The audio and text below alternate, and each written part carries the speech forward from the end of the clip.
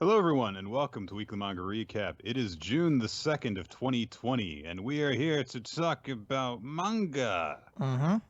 Yay. That's what we are here to do. We could do other things, but we're going to talk about manga. Yeah, and after we're done with this, you know what, there will probably be certain conversations we have that we're particularly fond of that several years down the line, we're just going to completely rehash. Because we like those bits and don't want to let go of them. Yes. So, hey, Nick, remember hashtag Ray? Let's just do that again for Let's just do that again now. 35 minutes. Yeah. Nothing quite as good as spontaneously trying to reinvent the wheel and make magic happen again. Exactly. But, hashtag Ray's got to be a little bit different. Okay. So, it's going to be like an alternate version of hashtag Ray. One who is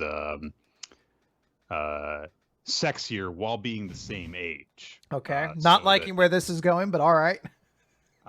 Neither am I, but I'm making a very veiled reference to something that no one's going to understand. Okay. Based on the coach. Look, so who was it a reference to? So I'll get into it. Okay.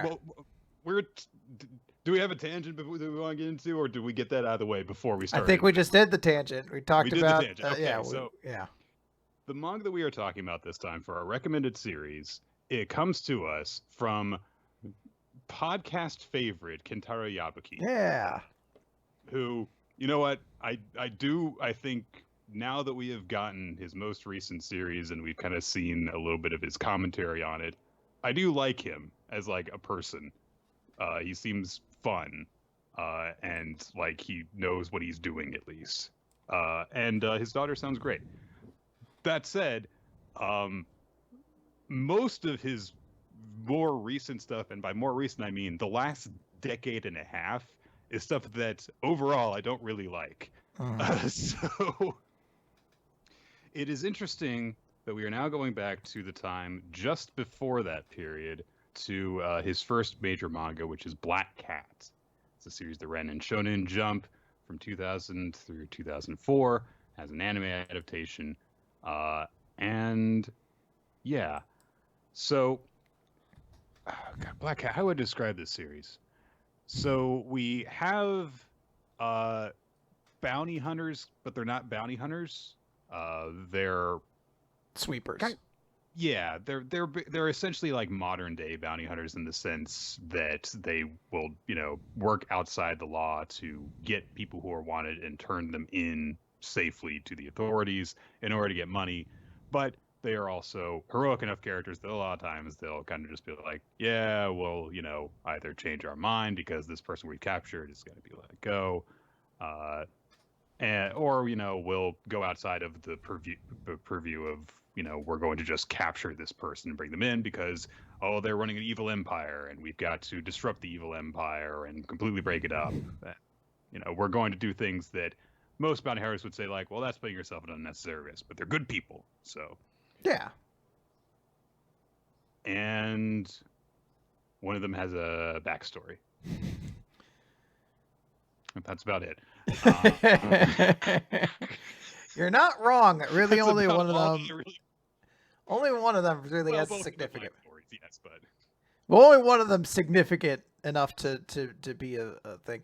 I would say to explain Black Cat very quickly, it was an action battle shonen from the early 2000s, and it ran for almost 200 chapters, and in that span accomplishes essentially one arc. And I don't like, it's one of these things where there was absolutely a series, like more intended for the series, and I don't know if it ended because I don't have the numbers, so I'm not trying to like presume anything here, but it definitely ended before it had told everything it wanted to. I don't know if it was because it got canceled or if it was because Yabuki was like, I'm just moving on to something else. There are definitely enough plot holes or plot threads left out there that at some point someone wanted to explore, but it doesn't. It did get an anime, but this is also like weirdly one of the most, and I don't mean this as an insult to the series per se, but more forgotten Jump battle series, I think, of that time frame. I would say I hear more people talk about almost every one of this series' contemporaries more than I hear people ever reference it. I mentioned that I read this series way back in the day, and I was like, I definitely didn't finish it, but I do remember a couple of these characters and situations. But now that I've read the whole thing, I can firmly say that in 3 years' time, if someone asks me about it, I will be like, I don't remember anything. I don't. I was somewhat familiar with the series going back to the late 2000s before I even knew of any of Kentaro Yabuki's work. Black Hat was like a name that I just kind of like heard back then as like a manga that was relatively popular in its time. That era that you're talking about, you have to keep in mind that that is early days of, all the big shonen explosion that kind of has determined what all conversations on the internet about manga are going to be. So, it's at the time that it debuted, like One Piece was 3 years old. Naruto was less than 1 year old. Bleach debuted during the early parts of Black Cat's run. And then it was over in only 4 years. 4 years, nothing to sneeze at. It's, a good solid run in Shonen Jump. Had a lot of time, but it was an odd experience reading this series. And it's weird because, like, I don't have a whole lot negative to say about it, save for the general sense that I don't have much to say about it because it didn't leave much of an impact on me. I think I find a couple things in it that I do like, and there are bits of it that are interesting to talk about. I will say that I think it generally is competent in like everything it tends to do, with one major exception that I'll get to. Okay. But I think like the leads, they're fine. They're not mind blowing. They're fine. They're good. They're okay. Sometimes they look cool. Sometimes they're assholes. But that's just how general shonen writing tends to go, especially back in those early days where, sometimes you were considered cool if you were a supreme asshole to people who didn't deserve it for any reason. There's the action, I think, generally fine. Powers, kind of cool. At the surface, it actually looked like there was a really interesting world building element going on, because this world is controlled by this organization called Kronos that has a military quasi branch, essentially of super enforcers called the Numbers, who are basically super soldiers. They all specialize in one weapon and become the best with it. And then, Train, our lead, was one of these members and then left the group. And then we meet various members as they go along. We know that Kronos controls the world. And then there's an antagonist group called I just got that. Called... Sorry, Kronos, the Numbers, and Train is 13 because there's no 13 on a clock because Kronos. Yeah. I get it now. So there's a group opposed to them called the Apostles of the Stars, and they have a special power based on Tau, which comes from like a foreign country that, again, was probably something we were meant to explore at some point. We don't get there. It seems like there's a really interesting thing going on there, because this group opposes this larger branch organization government controlled group. And there's so much crime in the world, and the general thrust of it seems to be put on civilians who are bounty hunters to respond to that crime and deal with it. And it seems like you're going to get into the series and be like, all right, I want to see what's going on with Kronos. What's it that?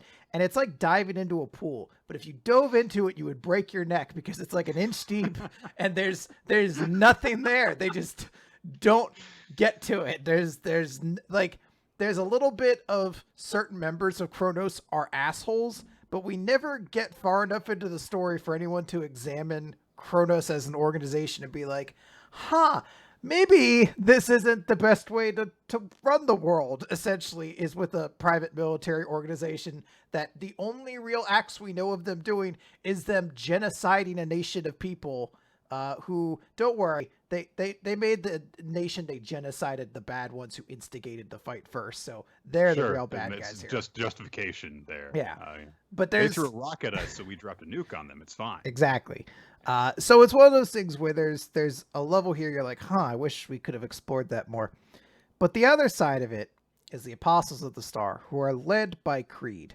And Nick, I would go so far as to say Creed might be the worst antagonist of anything ever. He is...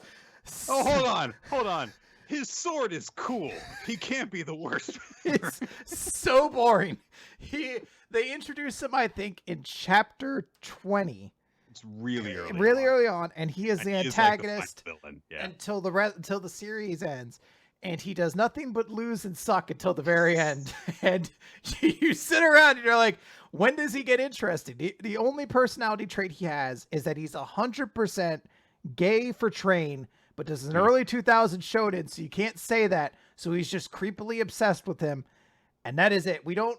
Again, maybe we would have discovered it later on if the series had expanded and continued, but there is never a justification really given for why he's obsessed with Train outside of he's unique, and thus I want to be more like him.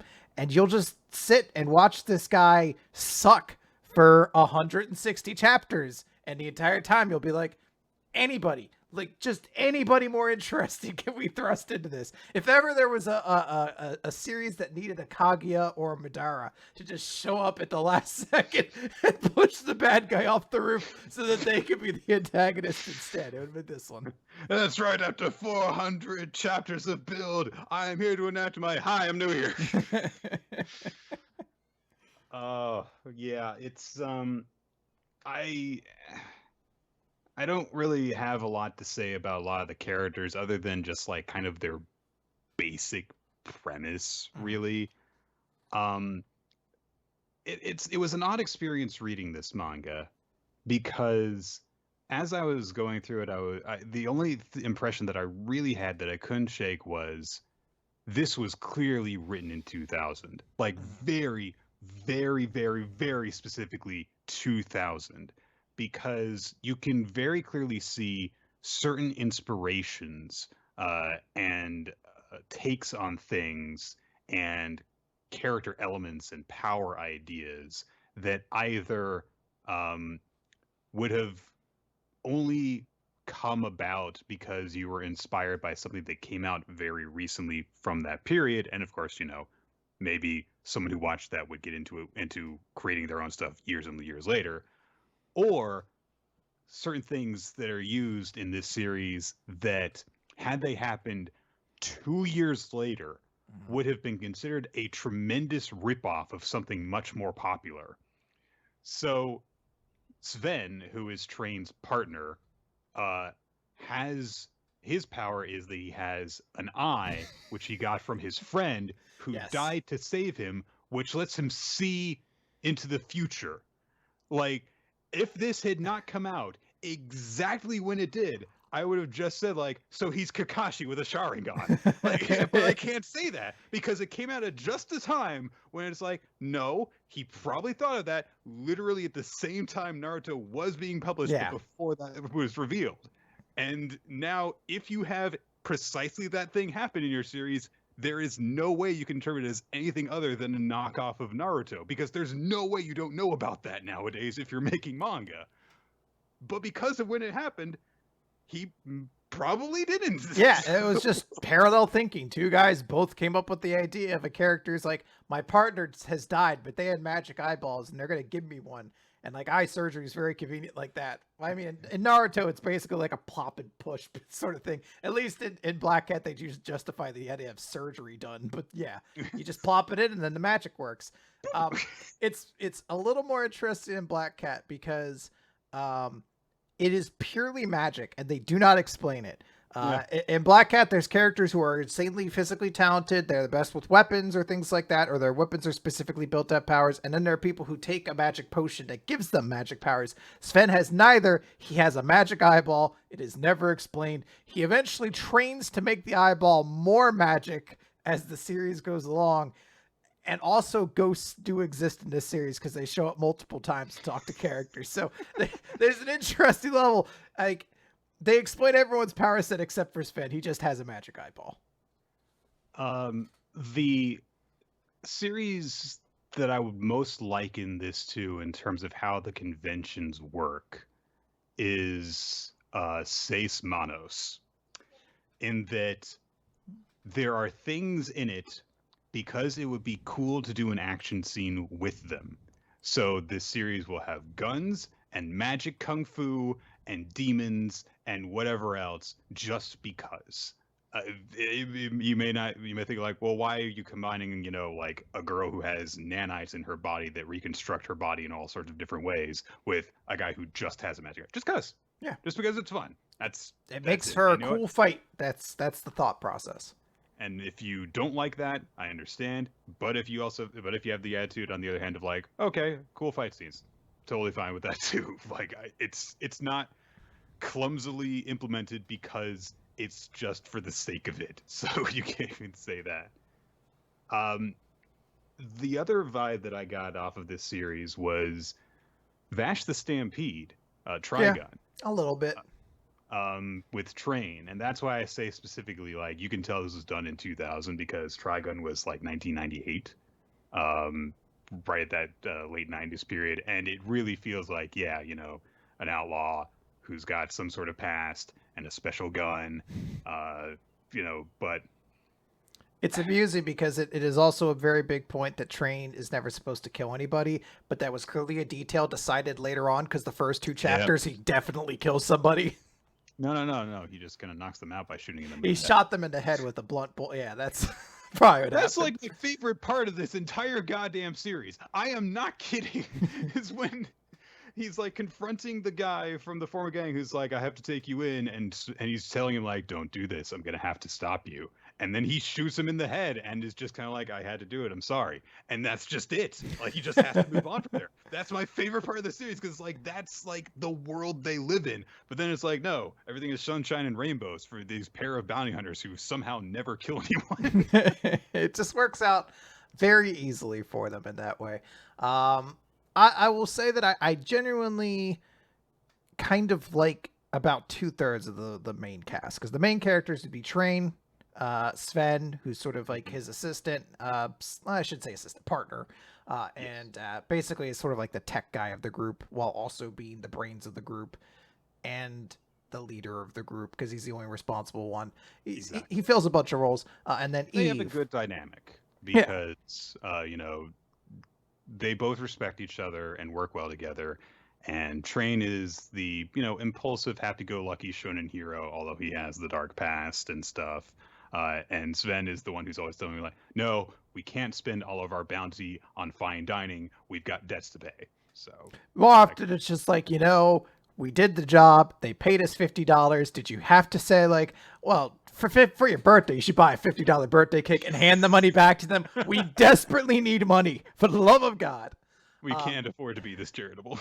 The last person of the group is Eve, who is basically like a test tube child who was born and injected with nano machines. Because that's sort of a sign of like the early 2000s where you're just like, just infect someone with nano machines. They can do really kind of whatever. And that's sort of what she could do. She could transform her body into a whole bunch of different things. And she's interested at the very least. Now, I have never read To Love Ru, so I don't have to read this series knowing that her design is basically co-opted into like a lolly fetish character in the next series. Exactly, yes. So I am thankful to not have that. I was able to enjoy her as just a relatively kind of like fun, character who, does stuff. She's fine. Like, most of the characters are fine. Yeah, I think she is good. I mean, if I was to say anything about her, is that after she shows up, I legitimately was like, why is Rinslet even a character in this series? You are worthless to the degree of like, if you like, it's not even like the sexy lampshade or whatever. Like, you just could cut the role completely out and nothing really changes. Like you there's only one arc you get the characters involved with. And that just leads to discovering there's a Tyrannosaurus Rex in the world. And then Train having to fight with a character who like gives a big speech afterward, like, I am going to train to beat your gunsmanship, and then he never shows up again in the series. There's a shot of him at like the very end being like, he's definitely still training. You're just like, I guess this character never shows back up. Which is how I feel about quite a few characters. Chardon is a character with a very distinct design who has blood-based powers. He leaves the Apostles of the Stars because he's like, I hate Kronos, but I will not follow Creed in the way he's going. And I desperately expected that character to show up in some fashion, but he never shows up again in the series. He's another character who gets like a one-panel shot later on, just be like, he's still out there. We're not, who cares? But he's still out there. And also there's Kyoko, who was very popular, apparently. So. Oh, yeah, well, come on. Sexy fire schoolgirl. Yeah, the sexy fire schoolgirl who the first 2 instances of power is her kissing a guy and then blowing him up internally from the inside and then licking a long pole shaft, basically. Yeah. Yeah. So. She could not have a more sexual way of using the power of I have fire powers, basically. Yeah. That character also fucking sucks, though. I'll note that. She's kind of boring, yeah. Well, she started off okay, because she's like Chardon in that she's like, I'm not really super interested in this group and its goals. Leaves the group, sees Train fucking once, decides she's in love with him, and then basically is like, I'll be a good character now. I'm never going to kill anybody again. And then just leaves the story to become like a school kid, like a school girl again. And you're just like, I don't know. I feel like we could have done something a little more interesting with this character. Like, I guess she has an arc. It's just one that's kind of disappointing because she loses all agency and just starts becoming boy crazy about Train. It was interesting to read this because you can see at the start, like, oh, wow, Kentaro Yabuki was very different in how he approached making stuff. Like, the moment Rinslet showed up, I kind of went, all right, now here's the part where like the cheesecake fan service stuff is going to start coming in. It's like, not really. Not really. No. I mean, like there is like one early cheesecake shot of her in like a Santa outfit, but it's like a full length dress. And I was like, wow, you lost all sense of restraint in the past. I was gonna say he has a singular scene of her in the shower later on in the series, and even that is like I feel like it could have been displayed at a Catholic school in comparison to what he does nowadays. Like it's just like one shot and then it's done. And I was like, all right, it's just. And I do wonder if like it was an effect of working on To Love Ru and seeing how much more successful that series was that has kind of led him to be like, well, yeah, fucking my audience likes the way that I draw panties, so I'm going to do that in order to, you know, make some sales and do well. Because while Black Cat was not an unsuccessful series, I think that To Love Ru you have to consider to be a more profitable franchise at this point. Oh, yeah. So, and speaking of which, so you mentioned Eve. Yeah, she shows up in To Love Ru. Also showing up in To Love Ru are Kyoko, Tearju, Sephiria, basically like almost every sexy woman in this series shows up in some form or another in To Love Ru, except Rinslet, because I guess she was too important anyway. Yabuki looked at a picture of this like statuesque, big-chested woman, and he's just like, I can't do anything with this. I don't know. Yeah, so literally, and what's weird about it is that literally all of those characters just show up under the same names in To Love Ru. Like, Eve is renamed to Yami, but then you apparently at some point you find out her real name is Eve, and she's got all the exact same powers, and she was also created by Tearju. This is the same characters. It's like, yeah, we're gonna do this, and apparently, I literally was wondering about it because I knew that I was going to bring it up when we talked about it. So I looked up if there was like any sort of explanation for why they did that, and apparently, when Kentaro Yabuki started talking with what's his name? I forget the name of the author of To Love Ru, but apparently they just, when they were playing the series, agreed that there would be a character from Black Cat that just showed up in To Love Ru. So I don't know. Yeah. But yeah. And it was just kind of the only real conclusion I have about the series is it's interesting as a relic of the time period that it came from. from the author that it came from, because you can see like how he started off and how it's different to stuff that he has done more recently. And also it gives you an idea into like, how like a series was in Shonen Jump back then. Like just kind of a run, not How completely run of the mill, but I was like gonna say, like, especially in comparison to all of its contemporaries having to mm, run for like 8 years, 9 years, exactly. 10 years. Like, this is a series that ran 4 years or so and was done. And didn't have time to change drastically over time the way that each of those did in one form or another. So if I think from now on, if I ever want to give someone a time capsule of what Shonen Jump was like in the early 2000s, this is going to be it. Like, it's not great. It's not bad though. Yeah. And it's just like, yeah, that this feels exactly like how I kind of think of that time period of Shonen Jump. So it's interesting, but in terms of like its independent quality, it did nothing about it really grasp me. So that's really the only way that I kind of latched onto this. I'll say the way I originally read this series was back when its volumes were still kind of being translated and brought overseas. In the So, magazine, yeah. well, it wasn't even in the magazine. This was just Tankobon Oh, right, volumes, right. basically. Yeah, Um, because this wasn't in the big Shonen Jump magazine that had like 4 chapters per series in it. yeah, Yeah. this was just volumes would come out usually once every couple months, and that's kind of how you read it. And I think that's actually probably a better way to read it than binging it in one kind of long burst, because I don't think the series kind of becomes a little bit of a slog when you're reading through it in like gigantic chunks at a time. I never Mhm. read it for anything more than I think 20 chapters at a time. But even then, like when you're reading it back to back to back every day, you're like, all right, Train's not that interesting of a character. Sometimes his fights tend to bleed together.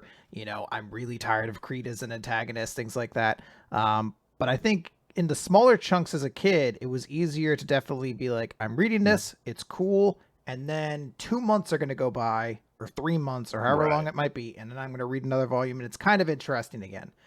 There is one thing I want to talk about though, one Okay. specific scene, and it makes me laugh. So, there is an arc where they have to go. Creed is in a castle, and there is a group called Cerberus, who's a part of the numbers. They're going to attack it. It's 3 members. This guy Janos, who has like, because every member of Kronos is a master of a weapon. They've mastered a certain Right. weapon. So the leader of the group is I don't remember his name, but he has Tonfas, and that's his weapon. And then there's Janos, who has the mid-range weapon of a glove with razor wire attached to the fingers. You're just like, sure, whatever. And then the long-range member of the group who carries a fucking bazooka, and I'm he the master of the bazooka. he's a master of the bazooka. So he neglects to mention early on that his bazooka can only fire 3 times. So he fires one shot to get them inside the castle, and then a bunch of members of the Apostles of the Star show up, and he just fucking stands there and does nothing as everyone fights around him. And then he he fires his two. They explain later, like, oh, when he's not firing his weapon, he can use it as a hammer, but he doesn't do that very much. He just Yeah. kind of stands there with it. And then he's the only poor fucking schmuck of the numbers to die because he couldn't kill a man with a bazooka. And I know eventually like, what happens is like Janos blocks his shot because the Tomfa guy was holding on to Creed to basically be like, take us both out. That's the only way to get rid of this guy. And Janos basically is like, no, you'll kill one of our members. So he like dodges the last shot. But I just love how worthless. You have to understand this was like a 30 chapter arc or something like that. How long this motherfucker is just standing there with the bazooka doing nothing for so long. And you're like, is this considered the master of the bazooka? Like, this is what all of your training led to, is just standing around kind of looking menacing for a little bit. I mean, most people when they start off with a bazooka can only fire one shot. Yeah. So you'd think that like anyone ever talked to him is like, have you ever considered like carrying additional shells around? Minute. Wait, you could do that? You could carry ammunition with you? Also, his name is Beluga, which is amazing. Oh, yeah, there you go. As I said, he's the only member of the group to die either. I so clearly, I like to think that they're like, Cerberus still has the short range and the long range, but we don't know how to take out a long range enemy without our bazooka user around it. tickle that game. Oh, it's great times. Yep. Okay, so shall we get into other Yes. shonen shenanigans? Let's that's do a good it. word for it. Shonen shenanigans. It's the recap portion of Weekly Manga Recap. We're going to start things off with My Hero Academia, chapter number 314, The Lovely Lady Nagant, which I don't know if... I assume that's the name of the porno expose on her that was done or something like that. Like, what else would use that title? When she's posing for Maxim or whatever. Yeah. GQ magazine has a spread this month. So last time Deku used I don't know, his quirk to He did something. I thought it was going to be explained this chapter. It is not. So but he jumped up to where Lady Nagant was walking on the air, shooting at him after going up through the building, and he shouts out as he is trying to stop her, "The best way to handle a sniper is to get close. I'm going to make you tell everything you know about All for One." Okay. Good on you, Deku. A hero tells you what he's going to do, and then he does it. So good on you, Deku. Lady Nagant responds by retracting her sniper rifle into her arm and then snapping her body around and then growing it out again so that the barrel basically acts as like a spear going into Deku's gut. So she's got a lot more experience than I'll just, rush the sniper. So she tries to shoot at Deku while saying, "The Safety Commission taught me everything I know." And so Deku questions, "Well, then why are you working for All for One?" And Nagant says, "Look, the only thing that you can see right now is the phony sense of order that they have manufactured. People tinged by it can't understand the truth." Deku's not doing so well because she has escaped into the darkness, so he has to use his danger sense to dodge around, and he can't really find her. And she also is using her microphone bullet thing to kind of distract Deku, so he can't tell where she is just based on her voice, where her voice is coming from. She goes on to say, "I was exhausted after so much killing, all to preserve our sham society. Say there was a group plotting terrorism against heroes, or a hero team colluding with a gang while gaining fame and fortune. When you have people like that, capable of shaking the bedrock of our society, law and order won't cut it. They have to disappear, along with their crimes. And the Safety Commission gave me those classified missions." And we get a flashback to Nagant's time working for the Safety Commission. You can tell that it's not the current setting because she has longer hair now. But it explains that, there were vigilantes who played as heroes, won the people's trust, and the country made them keep on doing it in order to help preserve society. And so there is that trust that people have in heroes as a result. And Nagant says, "I was a cog in place to keep the system running nice and smooth. A system with two sides, a front and a back." And we see her coming across a group of villains who try to beg off, saying, "We haven't done anything yet. We only just started talking," and she kills them all in a huge bloodbath, shooting people in the head, working as an assassin. And Nagant says, "The system needed both sides to maintain itself. I obeyed. I complied. I did my duty." In public, however, she was still acting as a hero. And so we see a group of kids coming out to, try and shake her hand and say, "Hey, you're so great," including a kid who seems to have Sonic the Hedgehog feet, based off of the swirls under his body. Hell yeah. It's my favorite hero, Sonic Boy. So Nagant's like, "Oh, okay, sure, kids." And she reaches out to shake their hands, and she sees that her hand is covered in blood. And she, hesitates, and she realizes, of course, that she's overwhelmed by guilt, while saying, "The system was so fragile it made my head spin, and I was exhausted." And so she was given a mission to, do this whole thing again. And she says, "Hey, is killing them going to actually improve society? Making people believe everything's puppies and rainbows, is that any better than brainwashing?" And the guy at the Safety Commission says, "It's necessary. Someone must preserve the hope and truth that the front-facing heroes have built up." And I'm sure that you're aware that this isn't a job you can just walk away from. So Nagant shot him, it seems. And so Deku's like, wait, you killed the president of the safety commission? That never made the news. And Nagant's like, yeah, because if they, revealed that, then it would have shattered the illusion. So they made up another story about what I had done in order to throw me in jail. And yeah, like, no wonder she's on this tangent. That's a pretty good justification, I would say. And her shots literally frame the page, as her bullets are the barrier to form the different panels in the page. It's a pretty cool touch. It's like this version of like letting you know that they're out of the flashback now. Yeah. It's like, look, there's bullets again. So she says, let's say you bring back the status quo after this. Well, then what? History will just repeat itself. The public gets to stargaze the bright, shiny side. The dark truth gnaws away at someone else. At least a future ruled over by All for One will be a hell of a lot more transparent.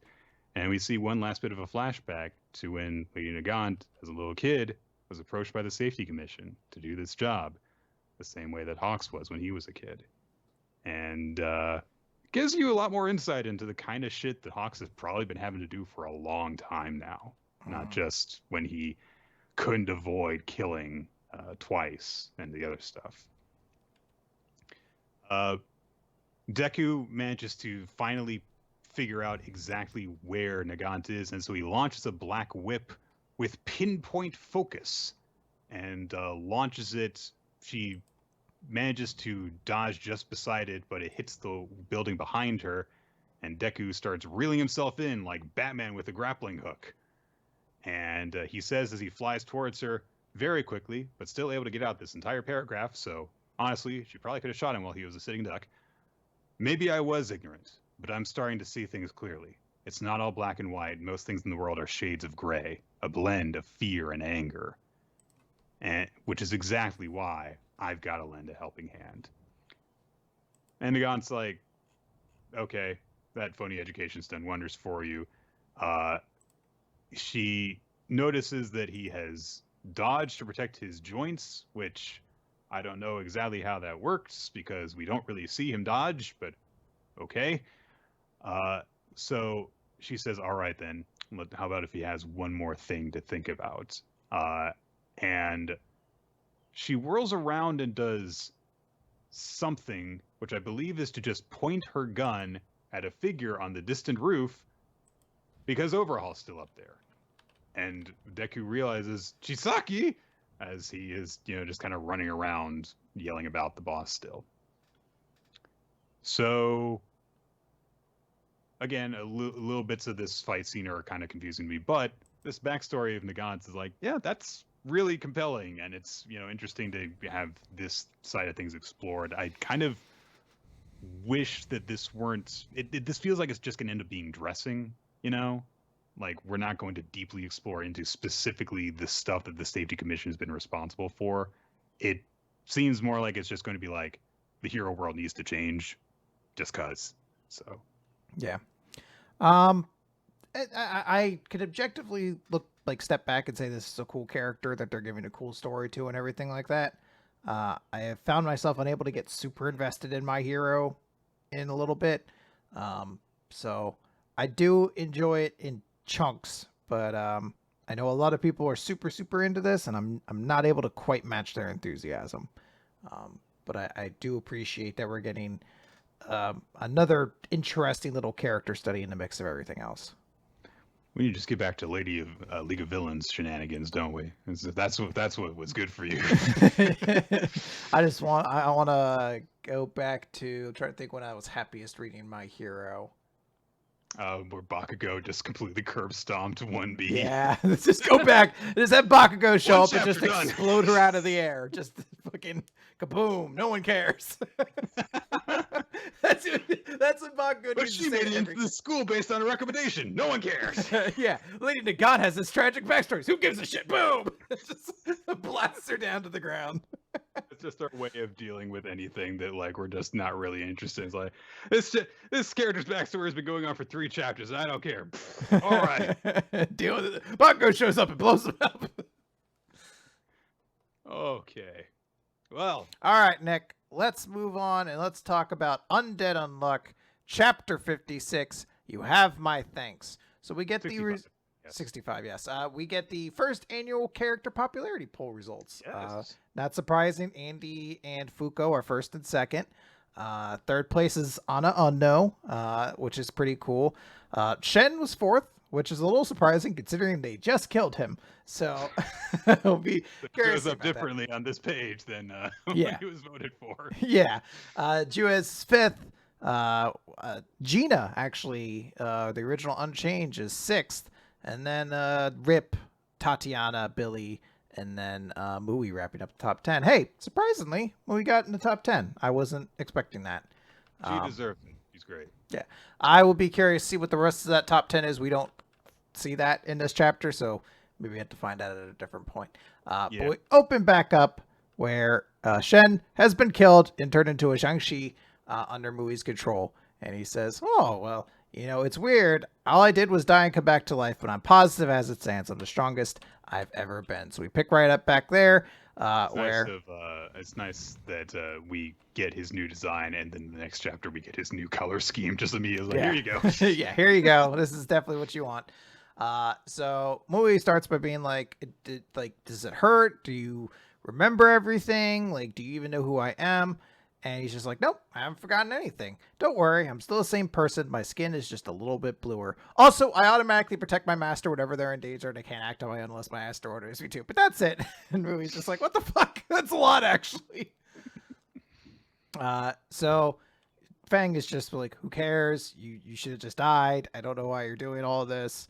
And Andy's just like, hey, as long as we've still got Untruth, we could beat this guy. We've got to hurry though, because Summer's really close to evolving. So let's do this. They work in together. Fang just says, this ought to kill enough time for this thing to reach phase 2. Struggle all you might, but know this: no number of weaklings could ever beat a dragon. Interesting that they're also kind of fighting on top of a dragon right now as well. I mean, it depends on like what your party balance is and how well they get in position for the different phases. So, I mean, it more depends on, if everyone's properly coordinated on if their weaklings are strong. So. Oh, I was taking it as you just need to make sure you have like a couple ice types or a fairy type in your party. That's like dragons are garbage against like a fucking couple flower Pokemon or whatever bullshit they came out with later gens. You just throw a couple of those and dragon can't do shit. Or you just have your front Pokemon spam double team until it can't be hit, and then you just use Toxic. You do the old standby strategy of trying to raise this Pidgey up, and you just sand attack 100 times, and you're just like, all right, now I'm gonna peck you for death for the next 10 minutes. All right. So we see Fang kicks up a big dust cloud. They're like, he's trying to block out Untruth. Mui pulls out a fan, blows all the dust away. They're like, time to lay Untruth on him. But it doesn't seem to work quite right. There's something going on here, and Fang kind of knocks them both away. And he's like, oh, you can't use your flip-flop trick from earlier? And Shen's like, yeah, I technically died there, so I don't have Untruth anymore, as we were kind of theorizing before. When you die, transfer your powers negate negator powers transfer to somebody else. But it was Untruth that just stopped the both of you, wasn't it? So that means someone else must have it. And they look over to Mui and they're like, you're the only person who could get one. All the rest of us have a power. So they're like, all right, summer's starting to change. Let's do it. Fang's just gloating like, ha ha ha ha ha. The 4 great Uemes from just before Ragnarok. I dare say about time for a taste test. And he looks over and he sees everyone's come back up. He's like, oh, they look like they're sure they're going to beat me, but your one chance of victory, Untruth, is gone. None of you stand a chance. And Fang hears someone call out to them. He looks up and it's Mui, and she says, I must say you have my thanks. It's because of you that I can now bear one of Master Shen's burdens, that egotistical strength of yours. In Master Shen's stead, I will negate you. And she activates Untruth, and we get our big Untruth 2-page spread power activation, basically, as Shen basically like kind of jumps in and does like a big attack right to the middle and fucking just blows Fang away. Like there's like a gigantic like dust spread. You just see like him shooting across the spine of the dragon, and he just says, "Ooh, Fang, you're strong. You might even be the strongest in the world. But you know what? That is all you are." And that's how we end the chapter. Cool chapter. Yeah. And hey, we got her dream from like chapter 4 or something. So that's pretty early on, yeah. So this definitely helps justify a couple things, because I was like, oh, they're gonna be gone a team member and everything like that. But now they would technically just be able to add her to the council, although she would become like member 13 or whatever, because your rank is based off of how you've actually helped. Although they don't have the table right now either, so it might be a moot point. It doesn't really matter. Yeah. Cool thing here, I am really still hoping, like, I'm just like, Fang has the gator power. We just don't know what yet. So I'm curious to see what that is. But I really do like the showcase for Untruth. It is a very cool panel. I always get really hyped when they do like a big, this is my power kind of whatever you are, 2-page spread or whatever. It's also a very good way of indicating, like, yeah, she's using that power because she has to look at the person, and we've only ever really seen her with her eyes closed, except for where she looks like a badass right there. Yeah. So, yeah, good stuff. Good times. Kaiju number 8, chapter 35. The council general guy, whatever his position is, Shinomiya, is trying to kill Kafka because he thinks that he is purely Kaiju number 8. And he has just made the point that you stopped bullets with your bare skin, you're not a human. Kafka insists, I'm not Kaiju number 8. I'm Kafka. Okay. Fair enough. So Shinomiya takes out a weapon. That is like sealed in a box that requires like clearance to activate. He clamps it onto his arm, and it starts synchronizing with him. Driver and Kaiju number 2's cell synchronization cleared. And he says to Kafka, "You can die in that form. Now commencing disposal of Kaiju number 8." And he bashes his fists together, and he's got these like drivers, these rods of sorts that go over his forearms. And so Kafka is thinking to himself, I won't fully transform. I'm going to prove that I'm a human. Oh no! Immediately, Shinomiya swings his arm down, and this like wave of energy in the form of a hand comes swiping down. It rips off Kafka's transformed arm in one blow and leaves these big claw marks in the ground behind it.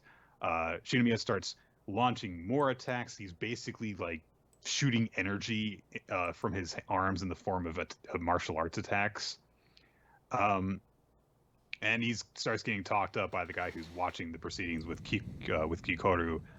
He was hailed in the past as the strongest soldier the Defense Force has ever seen. In other words, he's going to fuck Kafka up. Kafka has to transform further. He's not all the way transformed, but he's getting pretty close to it because he has to, or else he's going to die. Mm-hmm. So Shinomiya observes, like, yeah, you look a lot more like a kaiju now. So Kafka's just like, okay, I'll just dodge the Director General until he overheats. I won't fight back. He notes that his body's reacting strangely, and he's like, it's just like when I faced off against the Dai Kaiju. And of course, it's because the Director General is using the power of a Dai Kaiju. And he looks towards the General, and he sees this massive aura in his place, with like the mouth of a beast in front and the huge blazing aura of Shinomiya behind it. We get some more stuff talking up the weapon now that Shinomiya is using, saying that, oh, it was incredibly destructive, and so the suit and the arms that he's using were all built with number 2 at its base, and the only person capable of wielding them is your father, Isao Shinomiya, who punches off Kafka's other arm. The first one grew back. So Kafka is trying to deal with these weapons. He's like, oh my god, this is what Kikoru was talking about. This is the power of these numbered weapons. And so another attack comes towards him as he's now getting attacked up close. And he's like, all right, I can't take this. I've got to dodge. And his legs and his left arm just get blown off all in one blow. And obviously, with his legs missing, he doesn't really have the chance to dodge anymore. So he just looks at Shinomiya with a very bizarrely sort of comedic look on his face and goes, ah, damn it all. Ah, drat. And then he gets punched right in the torso. So things aren't looking good for Kafka. We will see how this whole fight plays out tomorrow. When the chapter comes out. I think the director has been made to look like quite the imposing threat. I do like the world building idea that there are these weapons called the Numbers, which are built off of the bodies of the other Dai Kaiju. So presumably we'll eventually be introduced to the one built off of Kaiju number 10 somewhere down the line. Or whatever parts of it, I guess, survived it exploding to death in midair. And eventually, perhaps, rank up magic will be introduced, and we'll get the Chaos Numbers. I'm trying to think of a way to escalate this gag, but I can't. So I guess we're stopping at Chaos Numbers. It's okay. I don't really know anything else about Yu-Gi-Oh's Exo lore, so that's fine. Spy Family, Mission 47. Of course, last time there was a knock on the door, a very ominous knock on the door as There's a knock on my door. Someone's waiting for you. Do. Something, something, something, his and hers and something in the neighbor dude. It's 3 companies. Okay. Come on, you never got stuck at your grandma's house and there's nothing to do, so you just had to watch fucking old ass sitcoms? My grandma had cable. Oh, okay. Fucking Richie Rich over there. All right. You didn't just reach the point where the other thing, it was like that or fucking NFL, which you didn't like at the time. Harumph. Anyway, so there was someone knocking. And so Yor goes to look through the peephole to see who it is. Oh, hey, it's room service. And so Yor is briefly relieved. And then her target says, I didn't order anything.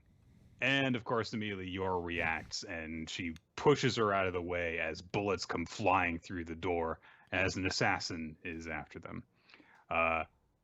The kid's crying because, oh, come on, it's just an assassination attempt. That's, bullets are flying into your house and destroying everything. Quit being bang, a crybaby. bang. Yeah. A bunch of loud noises and suddenly a baby starts freaking out.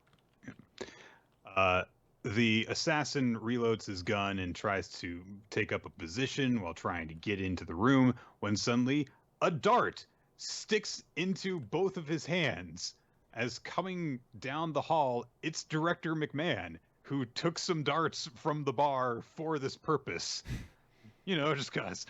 He was running down the hallway. He's like, I'll find a cheap way to dispose of this person.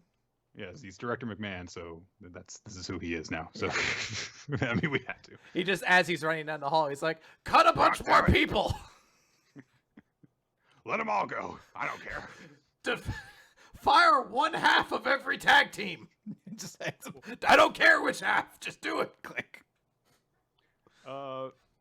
So, of course, the assassin turns to point his gun towards Director McMahon and the guy who is with him.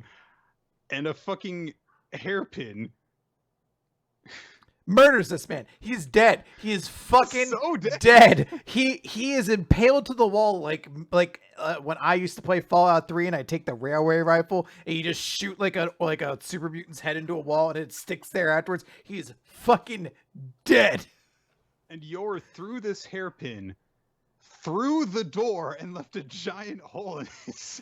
And it's so weird. This man is murdered, impaled into the wall, and she fucking comes in with the just like, don't you be using like the Marge Simpson, like, I'm afraid to ask you to not make so much noise around the baby. It's just like, fucking Jesus, lady, you murdered that man. So it's nice to occasionally be reminded that, yes, Yor is stupid strong. If there's ever been a panel in any manga we've ever covered that deserves a wasted caption, it's this dude getting his head embedded in the wall. Like knocks him off his feet. There is no way to read that other than that dude has been wasted. So, They wrap up the body and hide it inside the room, and so McMahon and Yor start strategizing, or McMahon rather is like, okay, here's what we're going to do, and tells everyone what to do, basically. And he says, okay, leave here, take these three to a vacant room in second class. I'm going to meet up with you later. He calls guest services saying, oh, yes, I'd like to change rooms here. So they start. What's your current problem with the room, ma'am? Like, oh, there's a dead body hanging from across the hall, nailed to the wall that's across my room. It's really unnerving. He takes the blame for breaking the door, saying, my wife and I had a little spat, but that is a big-ass hole in the door. Look, so my most recent job was I worked at a hotel. The guests did things to the rooms occasionally.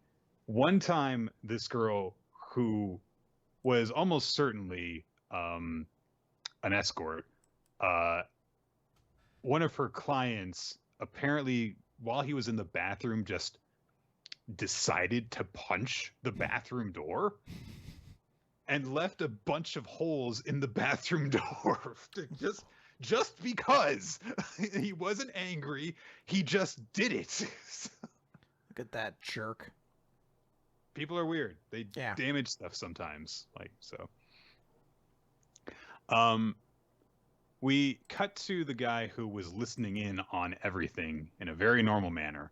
And he reports to the guy who is apparently coordinating all these hits to say, I lost contact with the knocker. That means that the person who was in that room is our target. And he's like, okay, so I think that there's at least 3 of them. And he just gives a bunch of information. They've changed rooms, but it's probably a decoy and stuff. We joined this group. And apparently it is actually not the way that the one hitman that McMahon almost certainly killed last chapter. He broke all of his limbs and threw him off of a boat. Like, he's probably dead. Probably done for it. Apparently, it's not the way that he said, where it's a race. Because this guy, who is wearing a very comfy-looking turtleneck and glasses, says, yeah, we all need to work together. No fighting amongst ourselves. The bounty will be split evenly. There is a very huge reward for this, so we'll all be handsomely rewarded if we split it all. But some random guy is just like, well, that sounds like a hassle. Why don't we just, race to see who does it? And someone stabs him through the ear. And apparently Turtleneck Man is the sniper from Team Fortress 2 because he's like, I'm an assassin, not a psychopath. And so they throw this guy off of the boat too. There's going to be a trail of bodies floating in the water after this luxury cruise. All these people being tossed overboard after being killed.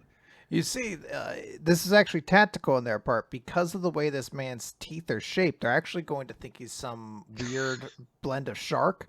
And won't actually ever be traced back to the boat because everyone's just going to be like, another dead shark in the water. Good. And it's a guy who watched Jaws one too many times as a child and just assumes all sharks are actually that evil. So, like, the police chief, who obviously works with the ITLC division, is just like, good, I'm glad that shark died. And then he tells them to set fire to the ocean so that they can burn the shark's corpse. They just kind of like do it occasionally. Like it's fine. Like he doesn't realize how pointless it is. Set fire to the ocean. No evidence. All right, boss. Okay, boss. I'll throw another match on it. All right. Wait, is that shark's corpse still alive? Team it up with a human detective. They are partners now. They cover vice. No, arson.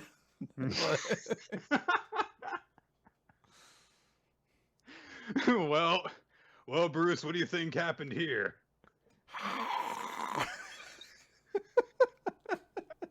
Bruce, I'm picking up your weight here.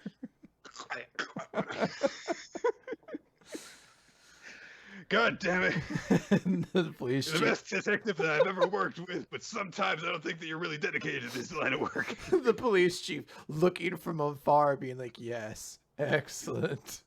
The only way you can trust a shark is by making him a detective. Oh dear, what a weird world we live in.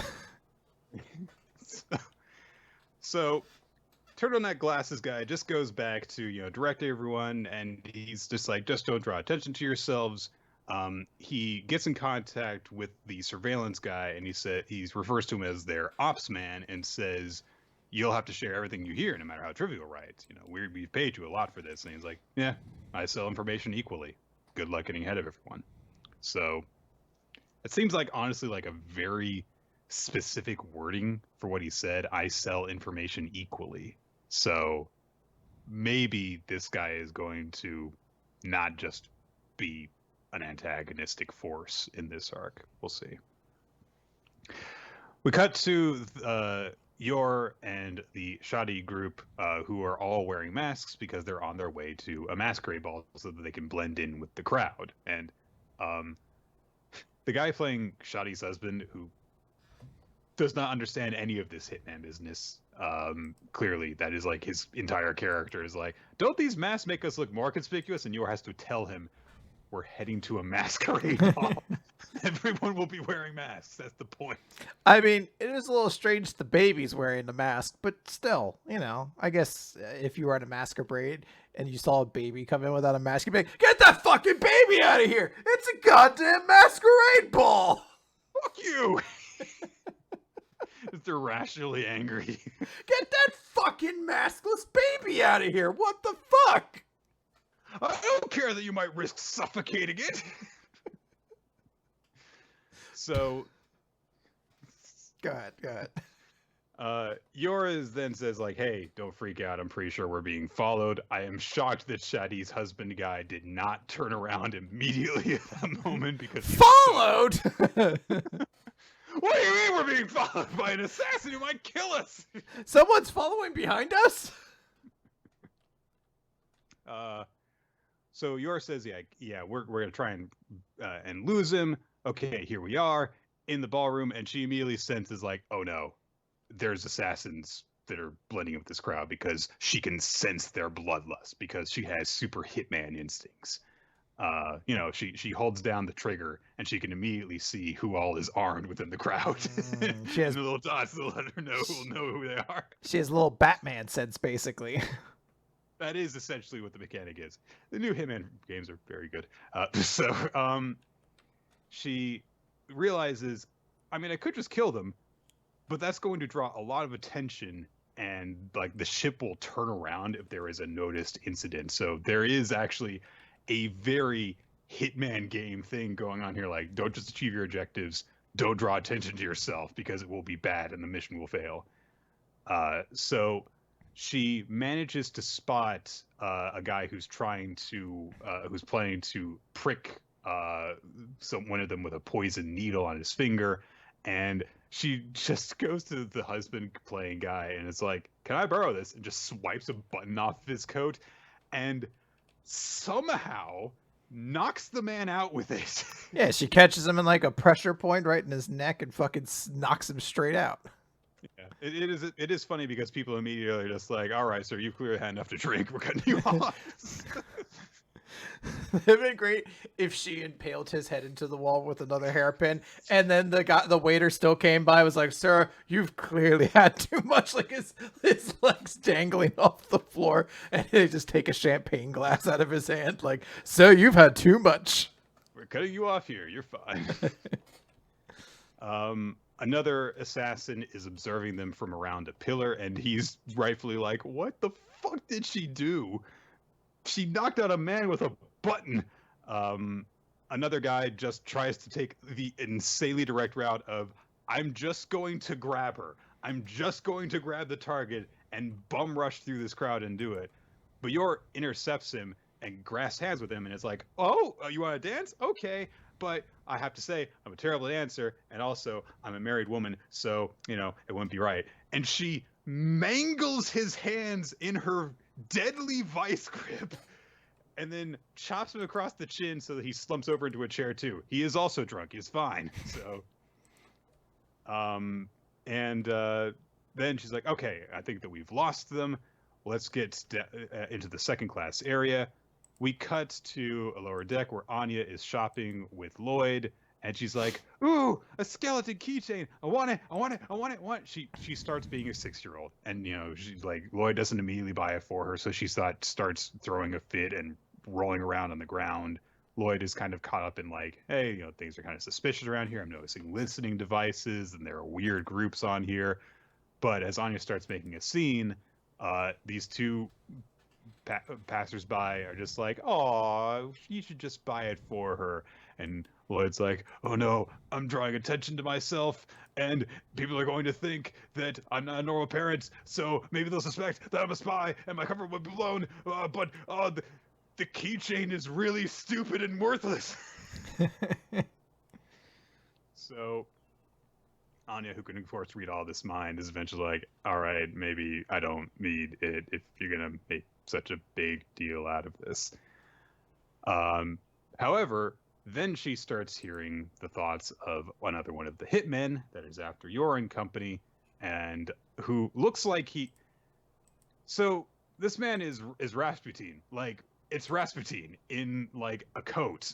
He's got wild eyes and really wild hair. So he says that he's going to flog them to death, and every last dolk will go to all sickle and chain Barnaby. And of course, Anya can hear all of these thoughts. And he then sees that this man is going to go and try and kill Yor. So she thinks, oh no, the hitman's going to battle Mama. She doesn't know what flog means. So she imagines the guy throwing a frog at her because he's going to frog her to death. Yep. And then she thinks, okay, and then Mama will kick him in the face because she hates frogs, clearly. But then she imagines Lloyd seeing this being like, you're a hitman and you hate frogs? I am leaving you. The Forger family is over. And I'll abandon Anya too. I do like how she has to imagine that part because she's like, oh, well, I have to make sure that he would abandon me as well. Like, that's how every terrifying thing would go. So Anya realizes how bad the situation is. And Lloyd comes over to her and is like, hey, it's okay. Hey, Anya, I'll buy you this keychain, okay? It'll be a special memento of our time on this ship. And Anya just goes to him and shouts, who cares about that right now? You fool! We have so much more pressing details to keep track of. So, you had a really good showing this week.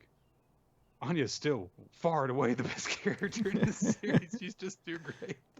I did. So I'll say this. I have been having difficulties getting into Spy Family for a while now. It's basically been a long stretch before I really was like super excited for the next chapter of this series, the same way I was when like we first started recapping it. But this is the first chapter in a very long time that I was like, this was phenomenal from beginning to end. Like the Yor stuff is very cool. How much of an action cool character she gets to look like. And again, she fucking impales a man's head into a wall with a spike is very cool. And then Anya coming in and having like a great, hilarious moment. You know, I love Lloyd being like, oh no, everyone like it's very good joke at Lloyd's expense because he's supposed to be such a smart character, but he's so obsessed with this thing that he thinks everyone's going to be like, oh no, my child is crying for a toy. They're going to think that I'm a bad father and that I'll be found out as an agent. Like, it's a very funny thing for him. And then just ends on a great joke. I will say there is one issue I have with this, and that is when Anya is on the ground screaming and crying because she wants it. Those old women walk by and are just like, oh, what a cutie. I was like, I've never seen an adult of any kind walk past a child having a tantrum and they're just thinking to themselves like, what a cute little kid. And that's never happened. You would feel for the parent, certainly, but I've never seen somebody be like, oh, what a cute kid. You'd be like, oh, fuck, well, thank God that's not mine. Yeah. Or they'd be like, come on, shut your fucking kid up. This kid not just a fucking, do they need air? When do they get air? When do they stop crying and get air? I specifically came on this cruise to get away from screaming children, and you're ruining my vacation. But a very good chapter, I feel like. So, good times. Yeah. Good stuff. I should note, this is where we normally talk about Eden Zero. However, Comixology at this point does not have the newest chapter of Eden Zero up. Mm-hmm. I have heard vaguely what happens in it, but it looks like we'll probably be in for due for a double chapter probably next week. Yeah. Because there's no chapter right now. nothing that you can't cover briefly with another chapter. I've read it on Crunchyroll, so no big deal. So that's our plan for next time. Yeah. So instead, we're gonna use that extra time we saved not talking about Eden Zero To add to in. talk about ITLC. Nick, I'm gonna go over to my ITLC bank that shows how much time we have to talk about it. It's right now it's like averaging about 5 minutes or so. I'm gonna slam this button and it's gonna add all that extra time into it. And I'm gonna hit it a couple more times. I'm just gonna be like, fuck Elusive Samurai, fuck Black Clover. We'll cover all that. I want to spend all that time on ITLC. Chapter 17, Plan. So what did I say were my hopes for this chapter last time, Chris? Do you remember? I do not. I said I hope that they spend an ungodly amount of time, the entire chapter, explaining how things happened, and I hope it's the most obvious shit possible. And guess what? That is pretty much what we got in this chapter, with a few things added on top of that. So, if you recall last time, the brilliant plan to deceive not Sonia from the latest generation of Pokemon, the Phantom Thief Mar, and trick her and entrap her as she tried to rob the museum, was finally snapped, and her escape helicopter was actually being piloted by Ms. Ayaoi. So, Mar is shocked by this, and she's like, how much of this did you already have planned? And we get this little brief chibi frame of Ms. Ayaoi going, tee-hee-hee. And then she says, it all started shortly before you made your appearance at the precinct, Ms. Mar. And this is the only part of this entire chapter where I'm like, oh, that's nice to know that there was actually something in place. This actually does kind of make Ms. Ayaoi out to be very capable and intelligent. That she was actually 2 steps ahead of Mar literally the entire time. It's a good, thing. I don't think that it's executed especially well, but this should be the way that things go in this kind of heist storyline. I had a plan that was actually 2 steps ahead of what you thought it was the entire time. Things looked like they were going badly for us, but really they were exactly how I wanted them to be. I was in control. That's how these things should play out. So we see that Ms. Ayaoi is doing research on Mar after learning about the thief, and Ms. Ayaoi is like, this is really interesting. Why is this thief stealing the Mona Lisa? They're gonna have a big target on their back, and I want to find out about them. I want to find out about you, Phantom Thief Mar. And then she investigates and says, oh, Mar has a website on the dark web called Mart. Okay. It seems the 4 members upload footage of their own heists. I guess this site is my only way to connect with Mr. Mar, huh? Alrighty then. And then it turns out that weird, completely forgotten detail from the beginning of this arc where Sakan was misplacing a couple of things occasionally, and we thought it was just because he was an idiot, because he is. No! Ms. Ayaoi was actually just sneaking into his house while he was sleeping and taking concerning photographs of him while he slept to prove that she was robbing him in the middle of the night. She steals his giant Toblerone and then films him while he's basically half naked and is just like, look what I've done. Yeah. And so we get a recap of the bit where Sakon was like, I've been misplacing stuff recently. Did thieves break into my house? And I was just like, I'm sure that you just, lose stuff in the pigsty that is your apartment. And Mizo was like, I've been trying to get Mara's attention this whole time, but all I can do is get the key to the site's back door. Oh, is that all? Is that all? That's all. I suppose meeting Mr. Mar isn't going to be easy after all. And then, of course, Mar randomly announced her presence and showed up. And then I was like, is this fate? Oh, I should have worn a cuter outfit. Oh, come on. God has helped bring us together. You can't be shy now. Time to be brave. And then they started getting very suggestive, but all their clothes were on at least, so it's tasteful suggestiveness, so it's fine. We call that But we call that a brala tease. yes, yeah. And then we just kind of get a brief montage of, the first heist and how they failed to catch her and stuff. And so Mizuho was left to think like, okay, so she got away. I guess this is what she was recruiting the truck drivers for through the back door of her site. Like, this was too easy, isn't it? Like, you can just figure out what she's planning to do if you do this, which is, by the way, the twist. How did Aoi found out about this stuff and be one step ahead of Mar? She went on her website on the dark web. That's it. That's how she did everything. Everything. So then she's like, she had one more listing for a job on the site. And the only person I can rely on to make this work is the guy who splits people in half. So she went to Mr. Wan.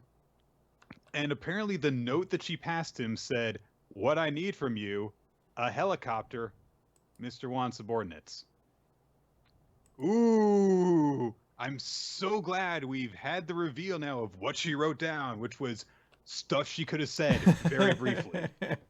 But we didn't, we get to see the drawing, and that's really like the twist in all of this is being like, aw, she draws little chibi characters of herself and Sakan on things. I'm surprised she didn't draw Sakan with his head stuck in a honey pot or something because he's a big dumb idiot. But I guess I guess at that point they would have assumed he would have tried to eat his way out of the honey pot. So he would have tried to lift it off. Yeah, just barbell curls on the honey pot. So, Ms. Iowa's plan is, okay, I've got this account on Ms. Mar's dark website, so you can say that you're the person from that account, and then we'll use your resources in order to pull this on her. And so we see, again, Wan meeting with Mar, and okay, yeah. And then she says, I have proof of your crimes, your headshot, and your address in the palm of my hand. With a single tap, I could post your info to the forums. Whatever would my ardent followers do to such a traitor if you were to turn against me? So Mr. Wan just says, I won't deceive you. My men will help the best they can. What can I do for you? I mean, you did deceive her, but okay, whatever. So then she's like, so then Wan is talking with Sakan later and is like, where is Aoi? And Sakan's like, she took a nap and then ran off somewhere. Quit drawing a line down my face because you want to split me in half. That's your thing. It's now there's an issue with this panel. Sakan just seems to be reading a book, which should not grow his muscles in any way. And I feel to stay true to it, he should have been like crushing a watermelon between his hands or something like that. Trying to tear the book in half. Maybe he's reading a book about how to build muscles, and at the same time, or this is maybe the more interesting, maybe the book is sort of like spring built, so you actually have to pry the book open, and then like it's like a strength, like a grip test to actually keep it open. So that's what he's doing. Okay, this makes more sense now. It makes more sense. Okay, we fixed it. All right, Manga's better now. All right, so. The manga's good now. Hey guys, I tell Steve's good now. We came up with headcanon that changed one inconsequential scene for it. So Wan goes over why this has been so easy, which is, we had my men just join the staff of the museum so that she could really easily steal everything instead of, catching her in the middle of the act. But I guess Miss Ao is not actually just trying to arrest Mar. She's trying to have her whole thing with her first, so whatever. So then it turns out that they specifically installed the hooks on the ceiling so that she could walk on them with her stupid shoes. And at least Arikasa is like, oh yeah, those hooks that they're installing are probably how she walked on the ceiling in the truck. See, like this. And yeah, so that's how Sakan knew about it. It was because someone took pity on him and told him how it worked. So then Sakan's like, well, how will she get into the museum? And Wan says, my men have that handled as well. Actually, why don't you just arrest her now? Because apparently she was hiding in a crate that just got put somewhere. So Sakan says in response to that, I don't think she'd allow it.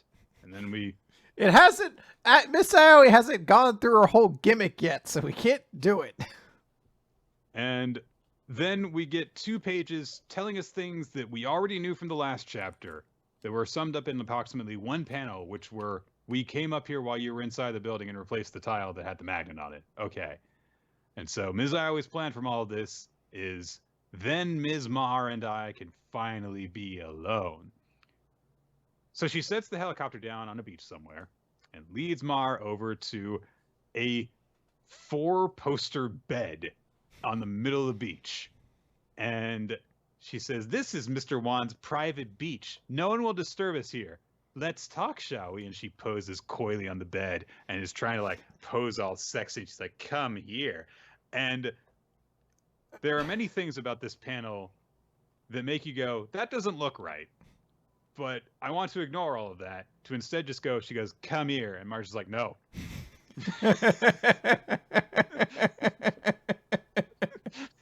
The chapter ends.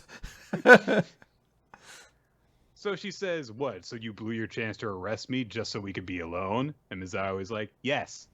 So Mar pulls a gun on her. And she says, well, I can't show mercy if you plan on arresting me.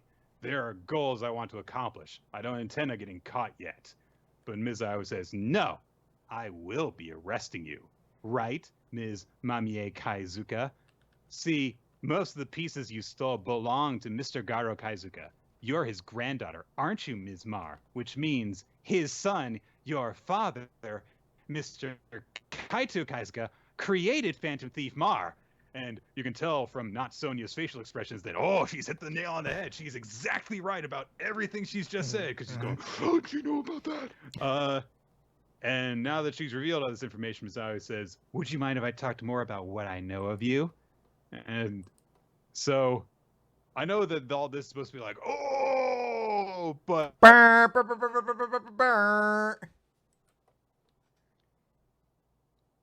who's Garo Kaizuka? Oh, were they brought up? Did we forget to mention that she's been specifically stealing kind of like one type of art? Because that feels like that would have been a very important part of it. This mystery. It's not a mystery if you don't establish details ahead of time. Like the stuff with Sakan's stuff going missing and then revealing that Mizuho was actually stealing that in order to get onto Mars Forum. Okay, that is a good callback to information that was established before. But all this stuff is just like, I know who this is and who this is and how you're not the original Phantom Thief Mar. And it's just like, was this brought up before? Apparently people are saying it was established. They did say it at some point. Okay. Which does make it feel like this twist should have been more obvious to a bunch of people. Like, oh, why are they stealing this one person in particular's art? But I guess no one else was like, well, I should use the internet and just real quick type some things up and see. May say how he's the only person. That's her true ability. Next, she stalks the internet. Yeah. You can do anything if you just join a forum that a criminal uses to plan all their schemes. Publicly. And they really put LinkedIn job. They literally use it like fucking, what's that one site that you can get a bunch of people to like for nothing? like Fiverr or one of those sorts of things. Yeah. Craigslist. Yeah, it's like seeking person to do a crime with me. I do nothing to vet the people that I work with. I mean, yes, it was on the dark web, which is very difficult. This police precinct, which is run primarily by idiots who should, like, none of them have figured it out. None of them have like all of them are just like, dark web. That sounds kind of spooky. I don't want to. Khan's like, is that a place that you can only log on to after 8 p.m. when it's bedtime? Yeah, I have to get a full 8 hours sleep, or else my muscles won't grow.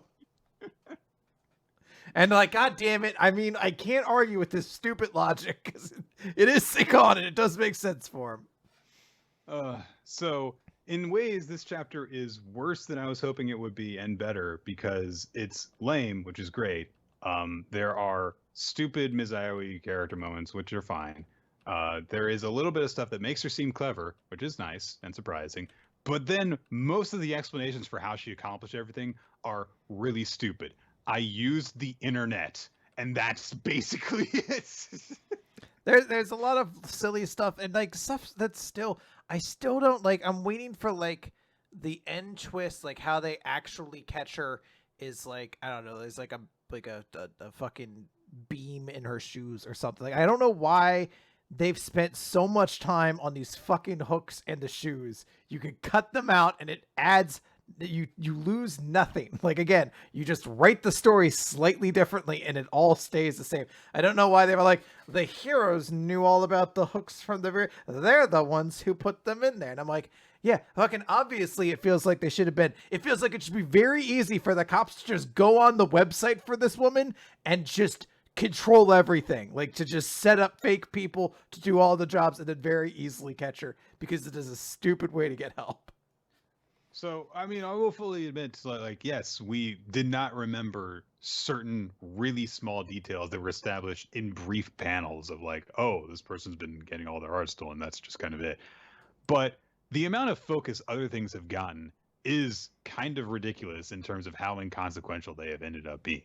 Mm.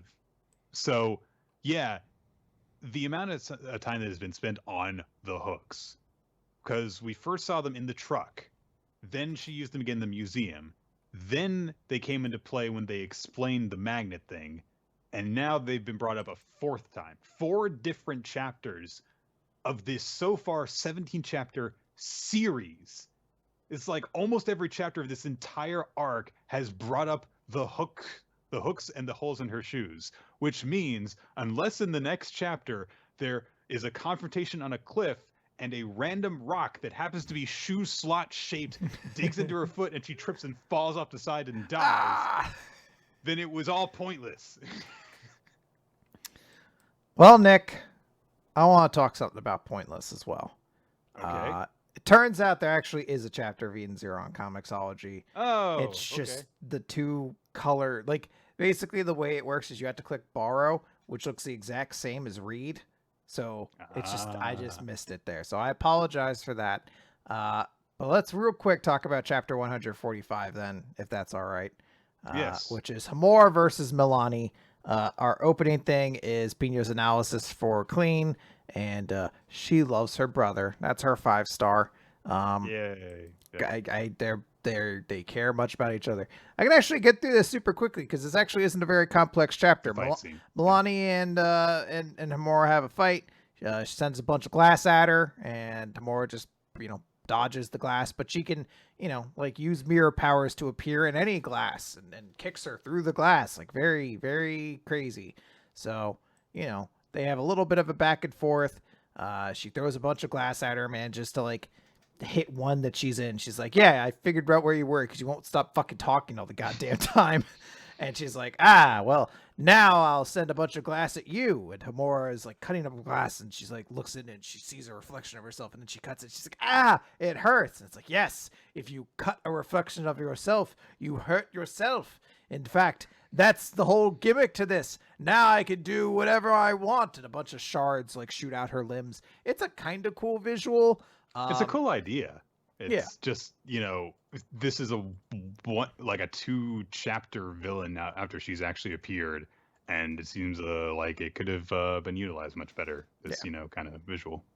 So we get like a whole little bit then because Milani starts bragging. She's like, "Yes, I am one of the members of Ocean 6, the most powerful soldiers, and you shall die." And Hamura's like, "I am one of the Demon King's 4 shining stars, the sword that shall guide Eden Zero to Mother." And they have a little bit of a back and forth, but basically it's just Milani saying, "Evil? No, we fight for the people of Aoi. And androids are machines. You can't honestly believe that they have lives." And you're like, "You're a robotcist." She doesn't say that, but shoots a bunch of glass at her. And Hamura just activates overdrive, that big thing that we saw before that required a big strenuous thing. She just does it because she's like, "How could you cut the glass that will hurt you?" And Hamura's like, "That means nothing as long as I don't fear pain." And just transforms into a fox form and just wins. Like, it seems she just sends a whole bunch of swords out, and I guess that counters everything. We end the chapter with Jin landing on the planet, walking over and be like, Shiki, and then sees a big bunch of smoke and a black form behind it. So who knows what's behind that? He just says, "Is that?" And that's the end of the chapter.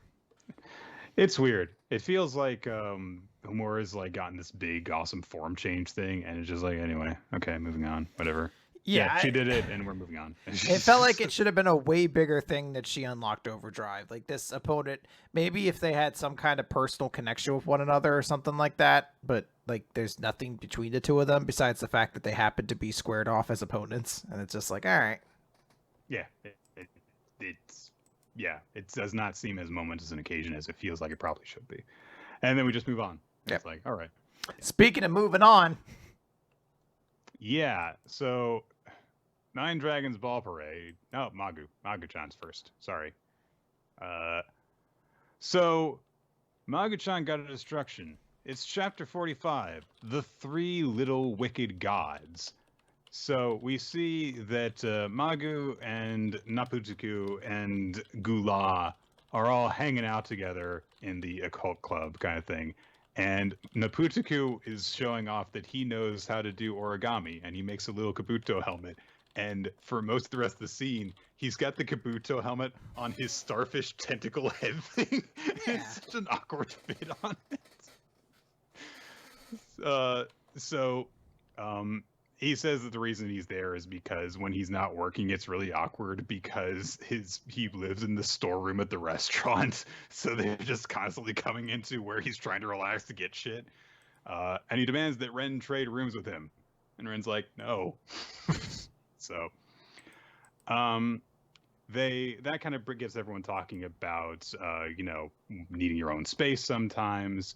And so Kyo and Yuika kind of reminisce about how, because Yuika was trying to get away from her siblings, they would make their own secret base, and they would use their cardboard boxes and stuff, and they would, basically, make a treehouse, and they would go hang out in there in order to have their own space.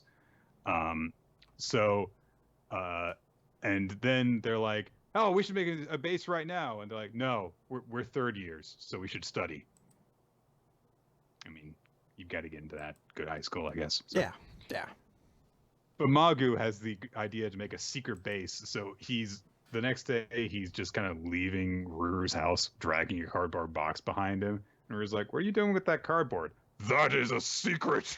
It's really intense to him. And immediately Ruru realizes what he's doing because of the conversation. She's like, all right, I guess I'll never know what you're doing because it's a secret. It's very cute. So Magu leaves, and he's like, I shall make a new temple, yes! But once he gets into the forest where he wants to set up, of course, Gula and Naputugu are already there, and they each want to make their own base, and they're like drawing lines in the dirt to, stake their space and everything. And so, Naputugu wants his own space. Gula says he wants a space so that he can, have a temple and become a god. And then Kikyo will praise him. It's cute. Yeah. So they decide to have a secret base building competition, all three of them. And so the other two start planning, and Magu's like, ha, my fellow compatriots are fools for not having prepared for this. This cardboard that the problem child spoke of will be a key building material. And he starts adjusting the box and folds it back into a box shape, and he just gets inside of it.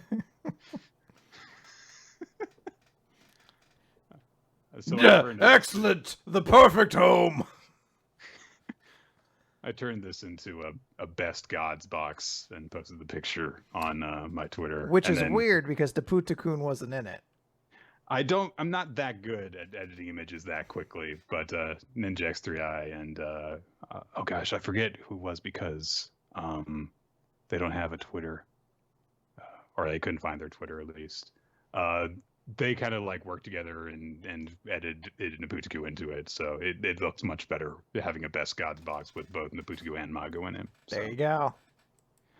But when Magu goes to investigate, thinking like, this is perfect, it turns out Gula is really good at building things because, of course, his ability lets him turn his arms into tools and everything. So he essentially has a very large version of Eeyore's house from Winnie the Pooh. It's a bunch of logs and stuff stacked against each other to make a kind of lean-to. However, Gula's like, what do you got there? And Magu's like, oh, it's a secret. I can't show you. And so Gula tries to extend one of his arms into a big eye to look over it. He's like, oh, come on, you can come inside my base. And he collapses the entire thing down on top of himself. Poor Gula. But then he immediately just like, I'm invincible, I'm fine. So then they look over, and Naputsuku, of course, has had his hermit crabs build him a very nice little hut. And he's just relaxing as they build it around him with sticks and leaves for the roof and stuff. And he's like, it's a spacious, comfortable space all for me. And they're trying to be like, it's not your base, the hermit crabs built it. It's like, I designed it. I made the orders. It's basically like I made it. He's not wrong, you know. Supervising is an important thing. Now, granted, he was taking a nap, but still, you know, waves of chaos and whatnot. So where Naputsuku goes wrong, of course, is he's immediately like, this is my own personal secret kitchen. He gets out his little stove and he's going to start cooking. And immediately a few leaves fall in the stove, set on fire. And they're like, oh no, oh, the ceiling's burning. And of course he sets the entire hut on fire around himself.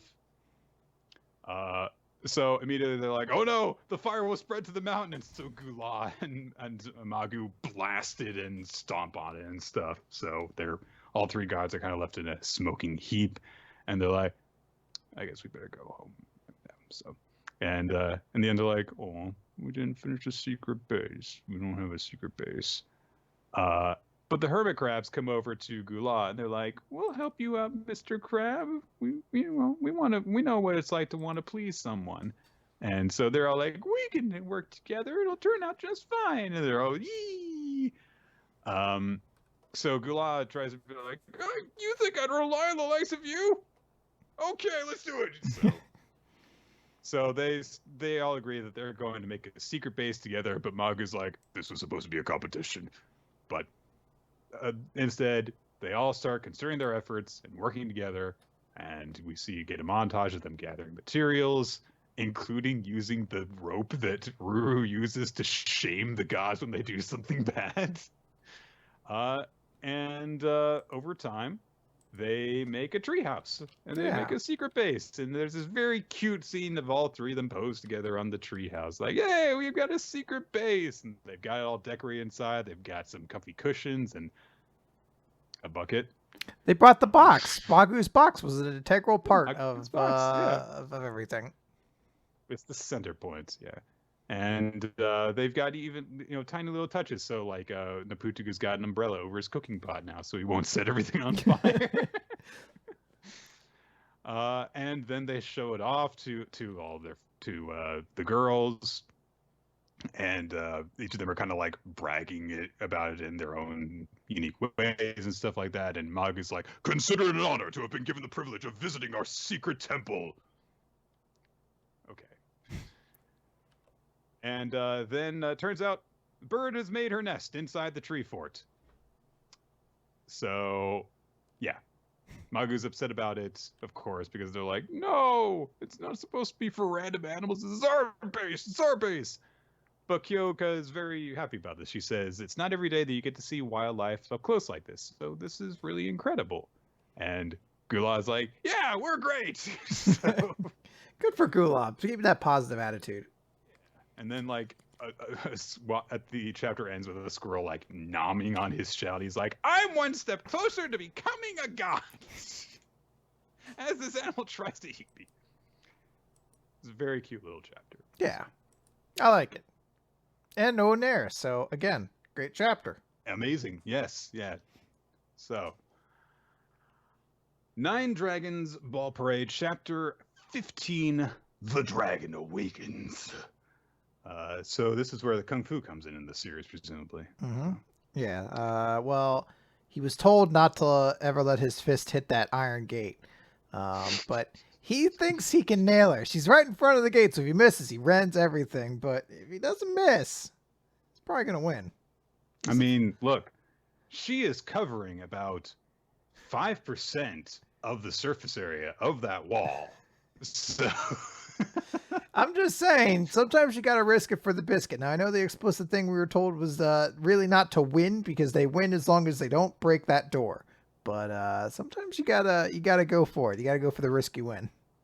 you think that the defenders ever met up after that point, and they found Matt Murdock, and they're like, "Hey, so how you doing?" After that whole fight, it's like, "Well, I had to fight my girlfriend to the death because somebody." I went through the things because one person couldn't listen to a very simple fucking instruction. God damn it. Iron Fist, the best Marvel hero. So so good they've effectively replaced him in universe now. Pretty much. So last time, Shiro, I'm gonna say Shiro, went and completely embarrassed the Kowloons. He completely kicked Tsurugi's ass in a pitching batting contest, and so he reports to his grandfather that they're not a threat. They have some talent, but they're just chasing a dream. They're not. They're a bunch of cute pets. So his grandfather's then like, "Is that all?" And he says, "No, they were so adorable. I couldn't help tormenting them for a bit." His grandfather's like, "Yeah," because they're really wacky villains. So. It's so comical of just like, "Hey, Dad, I was evil to them." Yes, you were. Excellent. Oh, we like playing baseball. I'm currently reading Kuroko no Basket, and I don't know if did you read the whole thing? Not the whole thing. Okay. I've tried to pick up and get through all of it before, but I keep on like stopping and starting and having to restart. Did you ever get to Akashi? I think so. The captain of the Miracle Generation. Maybe not. So he would be like the last one. He's the last one introduced. They don't introduce him until they make it to the Winter Cup, and I love it because he is the most extra over the top member of the group. Like the way he's introduced, he's like, "Basketball means everything to me. I won't let it get in my way, even if I had to kill my own parents to do it." And it's like, I want these two guys to meet up to each other, and they just have like an over the top evil off to see who could be the biggest asshole about a fucking high school sport. You've seen the bit where Peyton Manning hosted SNL, right? I've seen many bits of Peyton Manning and SNL.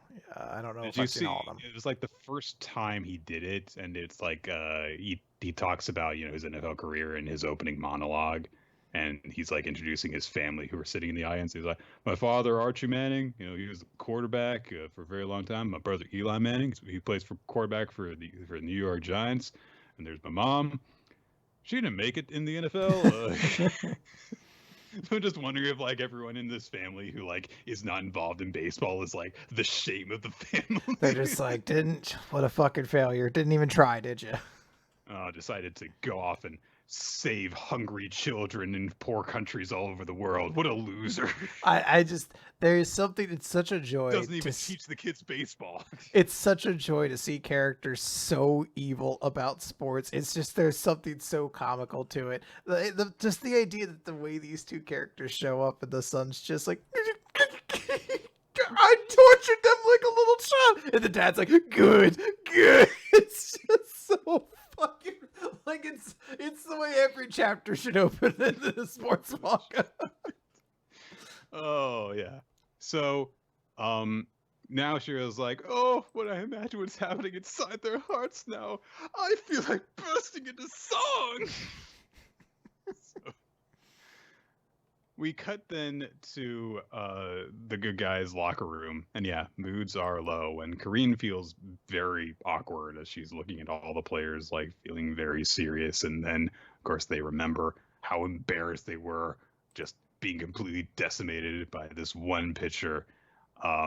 And so, Korean's aware that like they're trying to resist the thoughts of like, we're just a bunch of nobodies, we'll never amount to anything. So she tries to line up the moon and say like, "Hey, we've got a better sense of Hakua's strength now, and sometimes, you got to come back from really big deficits. Mr. Giants came back from an 11.5 games down to make history, and you have what it takes to hit those pitches, right?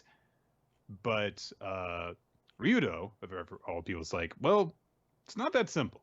See, every pitcher dreams of throwing his ideal pitch, a pitch that nobody has ever seen before.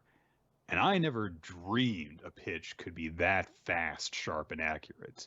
And most of all, I know personally how incredible it is to be able to strike out Tsurugi.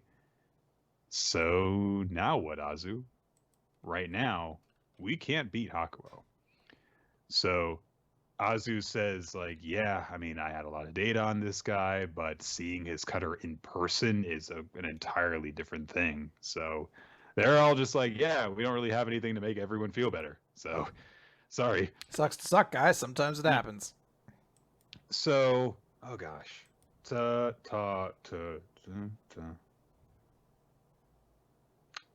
Tsubaki. That's it. I always get confused because there's Tsurugi and Tsubaki, so yeah. So Tsubaki is just like, this is ridiculous. I hate seeing everyone like this. I'm not going to just sit here and be like, oh, I can't win. We can't win. You guys can all spend your whole lives feeling sorry for yourselves. And he dramatically snaps off his scrunchie and he storms out of the locker room. I know there's no name for it. I'm calling it a scrunchie. So. Hair tie. Yeah, it's the same thing, basically. So he leaves, and everyone's like, man, we really got our asses kicked today.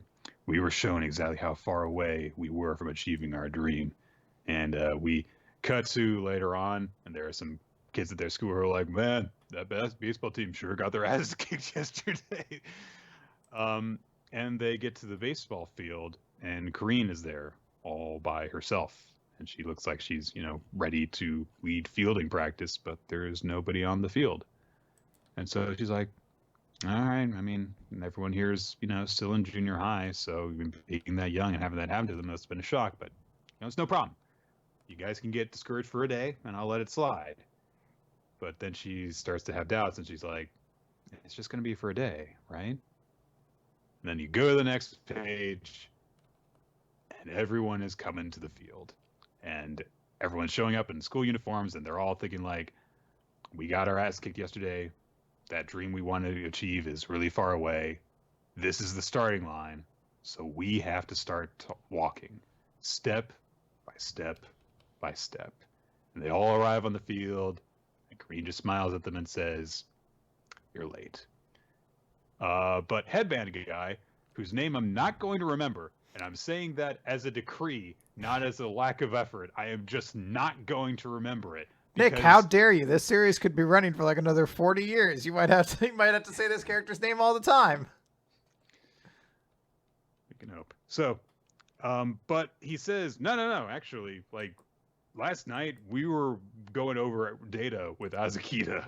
So we were coming up with a plan, and Azakita's like, yeah, it's just like Tsubaki said. There's no point in moping. It's just that Hakuo is currently better than we are right now. So in order to catch up, we got to put in the effort. So we were, analyzing swing trajectory, our strengths and weaknesses, and how we can emulate the physical abilities of ideal athletes. And so, yeah, it was super tiring, and that's why we're late. And they're like, and now we've got a new training regimen for every member of the 9 dragons, all 7 of us. So so Kareen's really impressed, and she says, oh, but I don't see one for Tsubaki. And they're like, oh, yeah, he hasn't shown up. Don't tell me. And then it turns out Tsubaki is in the building right by the field, which also happens to be the school broadcasting room. And he's like, hey, you guys are all late. I got here early to give you a talking to. Where have you all been? And someone's immediately rushing in because they're like, you can't use this place without permission. But they're like, hey, can you let him yell at us for a bit? Just let him. I'm sure he has a speech prepared. And for someone like him, it probably took a lot of concentration to get all this ready. So, yeah. So he starts shouting at Tsurugi. He's like, hey, you think you're so great? Well, you were really pathetic. And don't ever let me hear you say that you can't hit again. All of you, listen and learn. The reason I can field anything is because I never give up. That's what genius is. And you may not be a genius like me, but the fact that you chose me means you have potential. So no more whining. Don't give in to doubts and fears. Believe in me. You're strong, I guarantee. He's very clumsy and awkward, but he's sincere and he believes in them. So it's nice. And they're like, what's the speech? Don't believe in you, believe in me who believes in you. But it's kind of the opposite, where it's like, don't believe in yourself, believe in me who believes in me and then believes in you. Look, I'm the important one here. So then they finally say, like, yeah, we were collecting data before. We haven't given up. And he's like, really? That's just kind of it. So he joins them on the field, and they're like, all right, we're all here. We haven't given up. We just didn't know where we needed to go in order to be where we need to be. So we were at a loss then, and now Azu's shown us the way. So then he pushes Azu forward, and it's like, speech. And he says to Korean, I'm sorry we were late today, but now I think we've got a good plan. And everyone here has unlimited potential, which is why we're making this promise. We're all going to get stronger. We're going to train hard enough to take you to Koshien. And Korean replies by reaching out and grabbing Azu's hand in a really firm handshake. It's honestly a little shot that I wish had gotten more attention because it seems like it could have been a fun visual, but oh well. And then interesting. Okay, go ahead. Oh, well, after that, she says, I've got no intention of having someone take me to Koshien. I'm going. We're all going. So get ready for fielding hell. So, and then there's a time skip. It's springtime now. I think we're introduced to a new character, or the anemic kid's really worried because there's somebody on a computer who's Googling, is Coco Ryuzan really okay? Which I don't know what Google results you're going to get, but I don't know if that's a character who's like, is the school really good? Or is the baseball, or if it's just the sickly kid who's just like, is everyone I'm friends with insane? Like, what's going to happen? I think that is him. And I think he's just worried about the school that he's agreed to join based purely on being on the baseball team. So, okay. But yeah, we are cutting ahead to the actual baseball season now. And we'll see how much of that we actually get to see now, I guess. Yeah. We shall see. Single baseball being hit out of so, and all that. All right. Dr. Stone. Time to get stoned, Nick. Z equals 198. Whole new world. And all that stuff. So, Chrome, we see that before he overheard the conversation between Tsukasa and Senku, he was actually looking at Kaseki while he was getting a little bit drunk and being like, maybe if we revive Kaseki some more, he could live longer so he won't die before the rest of us. That is logic you can work under. That's what I've been thinking. Yeah. I see an old character and something. I'm like, what if we use Dr. Stone to freeze them and then they could never die? What if I grab Herschel's decapitated head from his body and push it together and then use Dr. Stone so he's revived to before the governor decided to kill him with the sword after disappearing for forever? And then he could still be alive. But then I remember the actor's actually dead now, and I get sad all again. Maybe if I just perform CPR on this guy who's had their head crushed by a cinder block, he'll be okay. Oh, no. Oh, man. What a scene. I think that's still saved in my highlights. 3, 4, 1, 2, 3, 4. So I think that's still saved in my Twitch highlights for people who want to see it. But yeah, good times. All right. So, then of course, after he's had those thoughts about Kaseki, and he overhears the conversation between Senku and Tsukasa, of course, he immediately gets excited about it, reveals himself, reveals he's overheard everything, so they bring him on the conversation. And so they start to think about, like, okay, well, it's weird that, the Y-Man, though, so he's still trying to petrify us, right? What's going on with that? And Tsukasa says, well, we're just going to have to ask him what's up with that before another wave of Medusas descends upon us. And Senku says, all it takes is a journey to the moon. And it so happens, of course, that they have an expert on space travel in their midst, being Zeno, a former NASA worker. Because if there's anything that a single person in NASA can do for you, it is get you to the moon. Any single person who has ever worked for NASA, they know how to get you to the moon. So, and so immediately Senku revives him with the revival fluid. And Chrome, of course, has some doubts about this, but Tsukasa's like, it's fine. It'll be fine. And of course, they're like, yeah, as long as Stanley's out of the picture, we don't have to worry about him causing any trouble. And then Senku says, well, it's not really so much about muscles and weapons anymore. The rules of our world have changed 10 billion%. And so they revive Zeno, and either he's somehow heard everything that they've been talking about while petrified, or they bring him up to speed while he is still naked, which is, I suppose, equally likely. So, and he refers to this as being truly elegant, violating the natural order with nefarious science. It's fine. But Tsukasa decides to bring the mood down by saying, like, living forever may be a fate worse than death. Imagine an unending world where every dead series is brought back with the veto in the bank contract, apparently. Boom, boom. I just wanted to get it in there, you know? I want to make sure it's all where.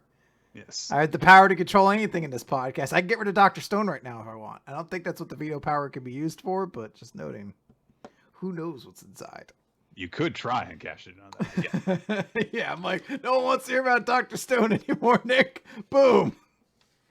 So Tsukasa brings up the point that if nobody ever dies on the planet, it would be covered with tens of billions, even trillions of the elderly, which seems like a very specific thing until you realize, all right, Tsukasa hates old people because of the whole his sister didn't have to be sick thing, right? Yeah. So, and then of course, there's the problem of resources that they bring up. And so Senku's like, well, yeah, we don't really know if we can stave off cell decay and aging and everything, though. So, and it's not like we can run clinical trials. So, but we'll have to wait to figure those things out until we've dealt with Y-Man. We should, in the meantime, keep this a secret between the four of us. The most trustworthy people in our group, Tsukasa, Senku, Chrome, and Dr. Zeno. Well, Dr. Zeno respects science so much, so that's why they need to include him. Yeah. Because, of course, if people don't have the fear of death, who knows what they'll do. So yeah. So Zeno does bring up the point, like, why did you risk bringing me in on this? And Senku just holds out the little earpiece that they've been using to communicate and stuff. And Senku says, Y-Man has been saying the same thing over and over and over and over again through radio broadcast in order to cast the Earth in a petrification beam. So I've tuned the earpiece to match the broadcast. And so Xena listens to it, and it's just static. There is nothing coming in anymore. And Senku says, the stony message was beaming down nonstop before, but since the second it hit home and petrified us, he hasn't said a word. Well, I mean, you don't know that for 100% certain. Yeah. I mean, it's been a couple of years, but I get your logic, yes. So, and they're like, yeah, we don't really know why, but for whatever reason, Y-Man is hellbent on petrifying everyone as long as humans are alive on Earth. So we've got new rules in this new world. Dreams of being a tyrant will get you nowhere fast. And so Zeno has to ponder this, and comes to the conclusion, humanity might be immortal now, but the price we'll pay for that is a life sentence in Y-Man's stony prison. And so they're like, we gotta go and figure out what we're gonna do about this. We need to go to the moon! We cut over the next day to Stanley's statue, who he's of course still in cigarette pose because that's what he was doing when he was frozen. And Ryusui says, we could say that Stanley's assaults on us were either justified acts of warfare or attempted murder. and it's up to us to decide what's up to that. And so they're like, I guess we could show mercy, or we could, not, essentially. So Xena's like, I got you. So what I can offer you in return is my cooperation as a rocketry expert. Okay. Of course, Pedro and Carl don't trust him, but Chrome's like, I don't think Xena's going to betray us because of the situation. And Gen agrees and says, yes, this whole thing about Xena's cooperation is mere pretense, when really it's about pride. And then they're like, Gen, did you ever hear what we were talking about last night? It's like, I don't know what you're talking about, because he is Gen. So. Stanley stares longingly into his good friend and nothing else, Stanley's eyes. And then he kind of reflects on the situation that they're in. He and Senku are working together again. And they kind of leave Stanley's statue, but not before somehow letting him smoke a cigarette. Which I don't. They put a cigarette into his mouth. Like, I almost like to think that he was like ting ting ting ting ting, and like chiseled out one of his teeth just so he could slide a cigarette in there and then light it. Cigarettes don't light unless you inhale on them. So presumably, you could light it. You could light start it. So yeah, as I say, you could light a cigarette and then pass it off. But I don't like. I don't know where it would. Shared an indirect kiss. Oh wow, that's adorable. Aw, I'm happy for them. And then Xena tries to walk off all cool, like he didn't just do the cutest thing ever. So I'm putting my jacket on. Yeah, I'm putting on my jacket on and then walking away from my buddy, but my heart's stained with my love.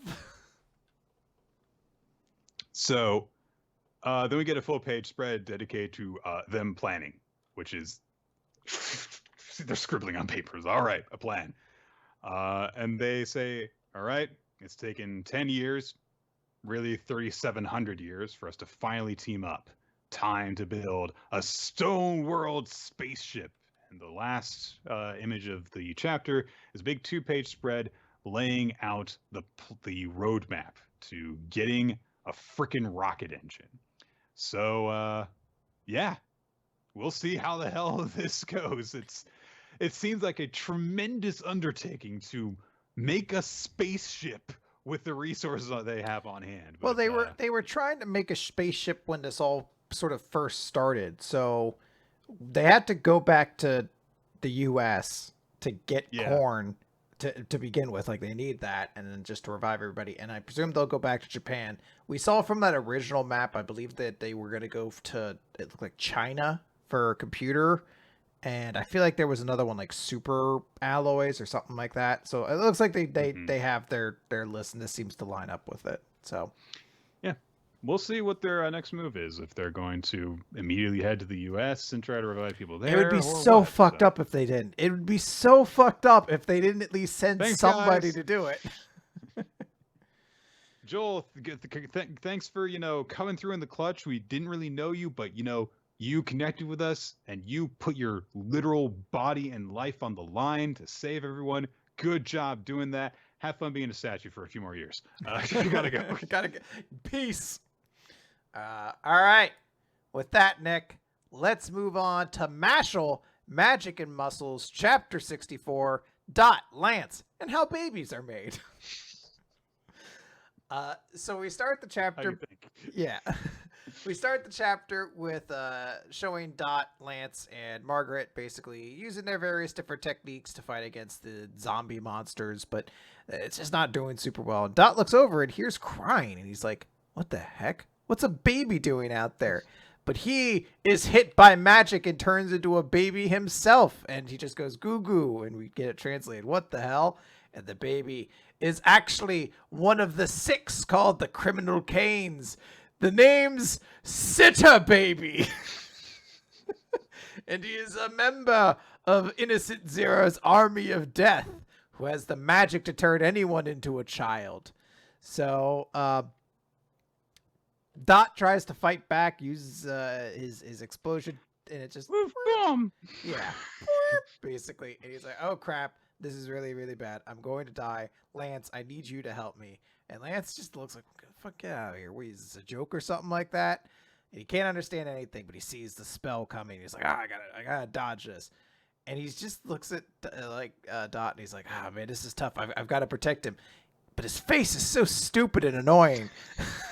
So he's like, I have to protect this baby while dealing with the monsters. And he looks over, and Dot's gone. And Dot is crawling over because a rattle fell on the ground.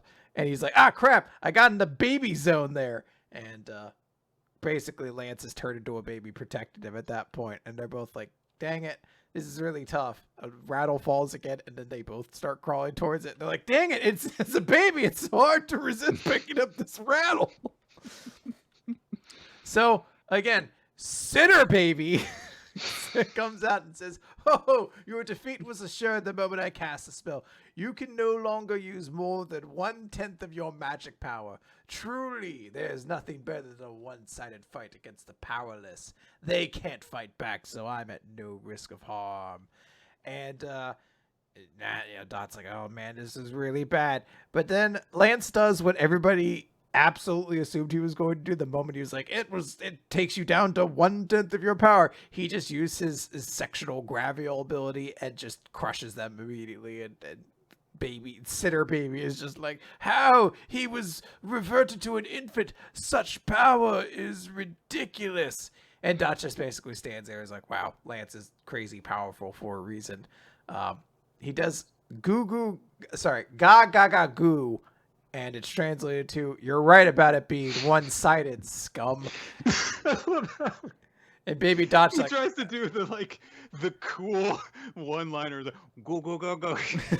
And Dot's just like, I don't know what the hell he's saying. We cut over to Cellwar, who says, don't tell me you've forgotten about me. It cuts over to Mash. He looks up, he looks down. He just ends the chapter by going, I'm so sorry. This is a fucking goofy goddamn series. I love that moment. I'm looking at like, I'm so sorry. I don't remember.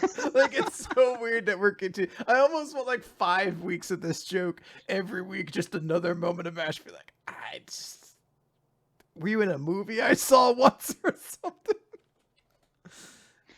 Oh boy, yeah. Weird one-off chapter, but it did give us Sinner Baby, so I'm always going to be a little fond of this chapter at the very least. It was fine, yes. So let's move on to the Elusive Samurai, Chapter 18, Rogues, 1334. We are continuing the discussions with the new character whose name I haven't memorized yet. Sorry. He's not as ridiculous as Genba, so I didn't immediately learn it. So,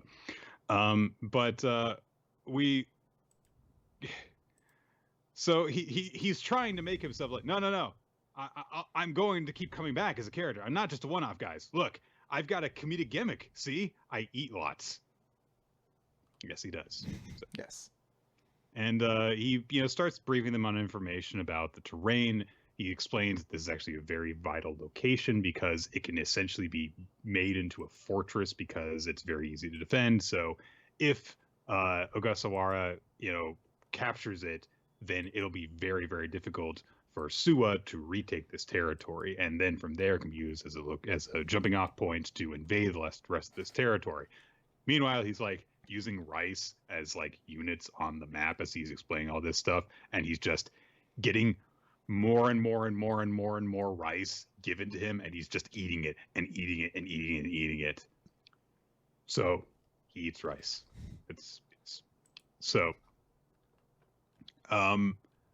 He brings up the problem that like although they defended the locations, they can't hold up much longer. And one of the kids says, "Yeah, Fubuki ate up all the village stores in 3 days." And so Shizuku points out, so the threat here is actually you. You're the monster here.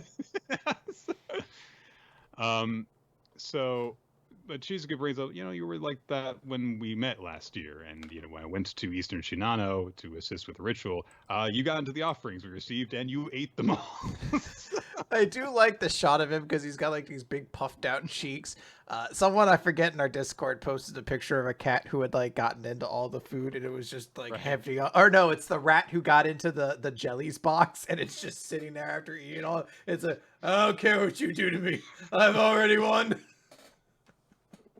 It's like, I have already won in life. I went straight to the last level. So yeah. Uh, so that's Fubuki. And he says, I can't resist my empty stomach or requests from children. Those are my gimmicks. So Tokiyuki's like, okay, so this is a calm, collected strategist. He's just very sloppy in other areas. That's his gimmick. He's going to stick around, definitely. Mm-hmm. So I'm saying that so that I can be right later, or I can just claim I was sarcastic later. Um, so Shizuka brings up to Tokiyuki, addressing him as Nisama, to establish that they are still holding up Tokiyuki's cover, and says, I think that the reason that my father was so worried was because he can't see the future currently.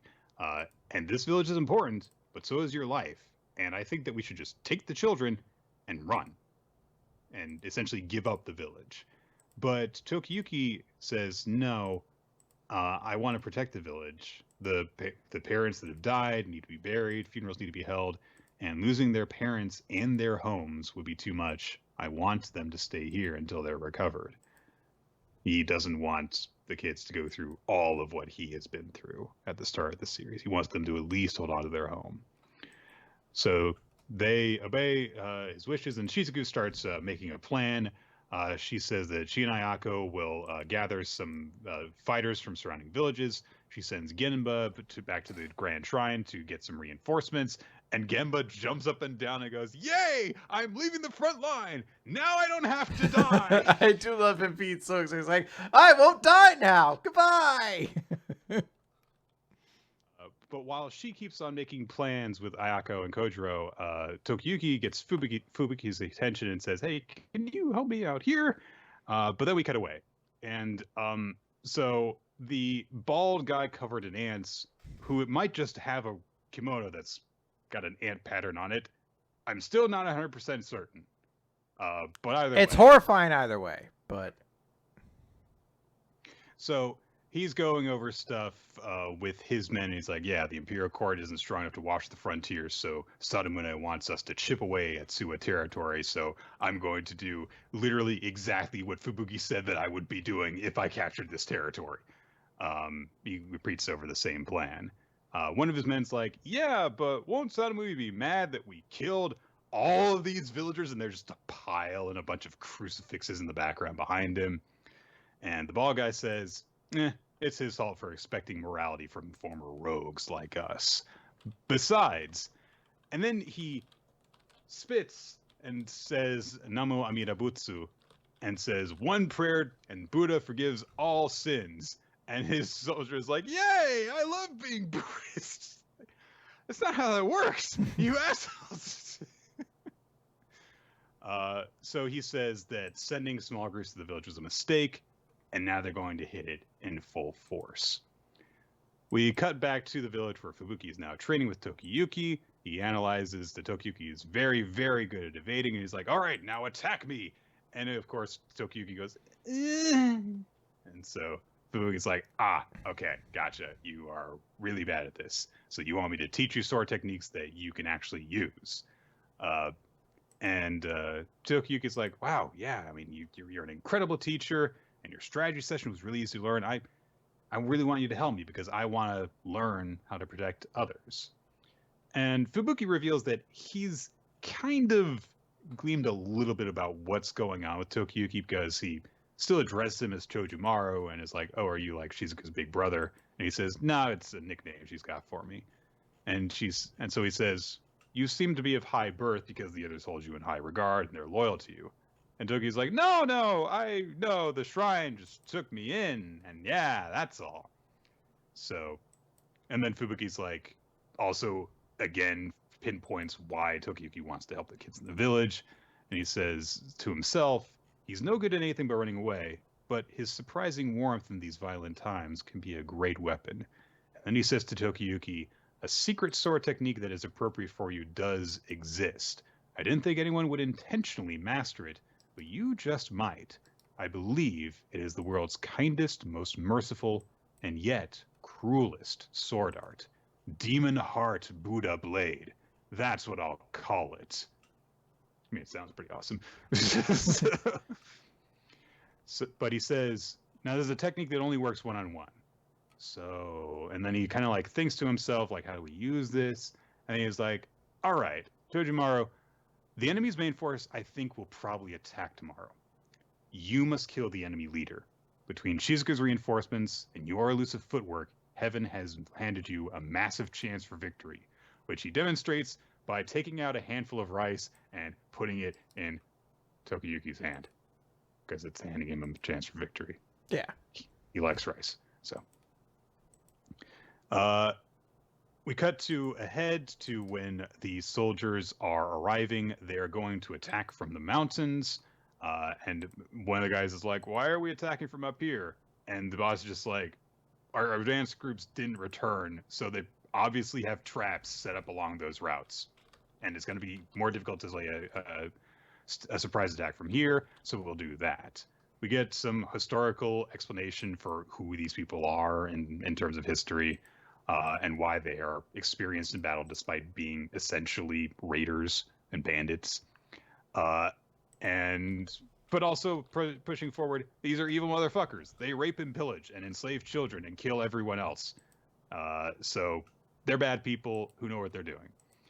The boss orders the troops forward down the hill. Immediately as they go down the hill, arrows start coming down from behind them, from the top of the hill. And so they realize, oh, there was an ambush laid up here. They were waiting for us to show our backs. One of his men wants to turn back and fight them, but the general is like, nope, that's what they want us to do. They want us to storm up where we will have a really hard time getting them while they pick us off. So instead, we're going to advance. The best way to get by this is just to get away from the people shooting arrows and invade the village. So they head down to do that. And the last of the chapter that we see is Fubuki poking his eyes through the blinds of a window and saying, now to battle. That it is. Should be cool. This should be actually a pretty exciting little conflict once it really starts. Again, I'm just kind of waiting to find out what this character is going to be in all this. Like this new dude ball, as I like to call him. Yeah, I mean, I don't like this story quite as much as I liked the Genba introduction stuff. But I do have to say, like, I mean, for as short as the series is thus far, we've gotten a lot accomplished, like a lot of little adventures that set up the stakes really quickly, let you know who the major players are really quickly and give you a really good feel of them. And then just like, and here's the climax, and it's exciting. So really digging Eternal Samurai so far. Yeah. Yeah. Very, very fun. All right. Let's move on then to Black Clover, page 294, as promised. So we open with Magna falling because he's just won his match, and Zora catches him and is just like, you won that one. And Asta and Luck come over and they're like, holy crap, like me and Yami work together. We only barely managed to take this guy down. So you're awesome. You're amazing. And Luck's even like, I'm really looking forward to fighting you next time. And he's just like, yep, I'm going to win that one. You know what? And the great hero Jack the Ripper watches on and is like, I'm a commoner. Even so, I worked really hard and became a captain. So I won't lose to nobles and royals. And I actively added commoners to my brigade, which is a detail that I feel like we don't. I was 13. Someone looked down on me, and so I vowed from that moment that I would cut down all people in my path. And so I refined my magic. But he just says something like, oh, wow, you just showed me something real interesting. Somebody at 100% power with a devil would have been nearly equal to a supreme devil. So that's a huge surprise. But at this point, devils are just going to keep pouring out. So who really cares all that much? We close in on the scientist. I forget what his name, Morrison or some shit like that. And he's like, Dante lost. I'd love to know what spell they used to take him out. Coo. And Nature Boy Flare is just like, hey, we got to keep going. By the way, here's some healing cookies. Everybody gets one, basically. Sensu beans! Yeah, here's some sensu cookies. So they leave. And then we see Dante start to get up, and he's ripping apart. And he's like, I've never lose to anybody like that. And great hero Jack the Ripper comes back in and says, the speed of your recovery magic's no joke, but you can't control that magic at this point. Like, it's going to rip you apart. So just shut up. That little insect won that fight, so don't go raining on his parade. And then presumably kills him. We cut away, and I doubt we would come back because what will be the point of seeing Dante lose a fight for the third time, basically? But or Jack the Ripper lose a fight again. Yeah, who gives a shit about Jack the Ripper anyway? But we get a moment of like, hey, so everybody who was in the Heart Kingdom's here, and if you're here, then Nasta kind of gets cut off. As we cut back to the fight with Vanica, whose tits are really flopping in this one panel. I didn't notice it before, but it's a weird, it's a weird look. I don't know why that's happening. Yeah. I'll attack you with them. She became a fucking dead or alive beach volleyball character for a quick moment. It's not going to work out so well because she's also taken over Laurel Pachica, and now Laurel Pachica's magic's being added into this whole situation, and it's not going super well for the heroes. Rill tries to use some magic. Doesn't really matter. It's not gonna do too much. We get a scene. I thought actually, because there's a scene of like an explosion and it looks like water, and I was like, I guess that's Noelle coming in, but it's not yet. They have another quick exchange of a bunch of roses and stuff like that. And then Noelle and Raja, I believe is his name, show up to be like, here I am as promised, Vanica. So it looks like we're going to move into that fight. Yep. It is a transitional chapter. It is perfectly serviceable for that. And somehow I was just joking about it, but Jack the Ripper got the kill steal. So, okay. I know some people are going to be kind of annoyed. I don't mind it so much because it shows that we did get Magna win that fight. Yes. And Dante is irrevocably different now as a result of it. Like his body would not be in control of his magic. So it is different. And I get it. You want to make Jack the Ripper a cool anti-hero or whatever. So he's going to kill him. Like whatever. Let him have his murder kill. It makes sense that a guy who has regenerative body magic would be very tough to bring down or whatever. Although it does make all of the heroes look like complete idiots for just walking away. If they all were kind of like, I wonder if his magic might come back now that he's been beaten and the spell's gone. Whatever.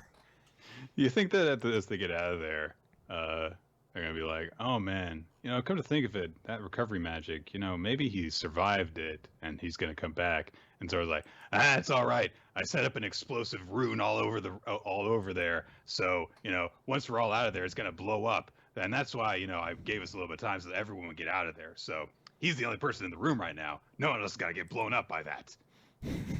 Yeah. Jack the Ripper turns up dead. Oh no! How did this happen? All right, so let's close with One Piece Chapter 1014, The Ham! Yes. Yeah. Luffy has been thrown off of Onigashima, and Kaido watches him fall down, and he kind of observes the progress that Luffy made in the fight, how he gained the color of supreme hockey, but he says, your use of it was crude and clumsy. Gum, was it? You couldn't be Joy Boy either, it seems.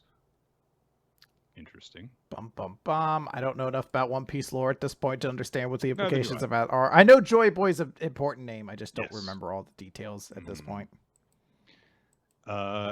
He gets a message via Dendenmushi that they have located Momonosuke. He says he's going to go there, and then he asks about Bao Huang, and he says, announce the results to all of Onigashima. We cut to where Yamato is bashing through people. Apparently, the location that they thought Momonosuke was, we're meant to think that it was actually this because they're like, he's got Momonosuke with them. But something's wrong. Oh, his cuffs are gone. And Yamato declares, I'm not your prisoner anymore. I am Odin, which is nice. Then we cut to where Momonosuke actually is, and he's been flipping through Odin's journal, and he says to Shinobu, it would seem that I truly must not die. So he has learned something very important that we are not quite privy to yet.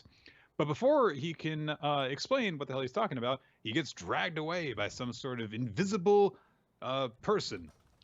But we cut away from that to where Chopper is fighting with Queen, suplexing a Brachiosaurus the way you do. And everyone's just like, yeah, kick his ass. He tried to kill us all. Get him. But Chopper's not doing so hot. He's starting to run out of stamina, it seems. And Queen is actually laughing at him, even though he's just been thrown onto his back. Then we see that Pedro is watching things. Parasparrow? Parasparrow, yeah. And I guess he's going to shoot some arrows, I guess. I don't know. So, Parasparrow's arrows? Yeah. So, and Chopper's like, I can't seem to actually hurt Queen. I'm finally able to extend my monster time, and I already have less than 10 minutes left. And we cut to a flashback to when the Straw Hats had Caesar Clown with them, and he was mocking Chopper for only being able to maintain monster form for 3 minutes. And he's like, well, but if I'm in monster form longer, that's like, so what? Are you so precious about your looks? You call yourself a pirate? Rumble balls? Look at that sloppy work. Get this list of chemicals so you can stretch the gigantification time to 30 minutes. There are risks, but you're not a coward, are you? You won't. Bet you won't. You're too much of a coward. Like, aw. Sucks to suck. So, thank you, Caesar Clown. I'll forever be in your for powering up Chopper, I guess. He's a weirdo. He does what he wants, I guess. So, Queen launches a breath weapon at Chopper, which he refers to as his black coffee beam. Okay. Hey, he likes coffee. What are you gonna do?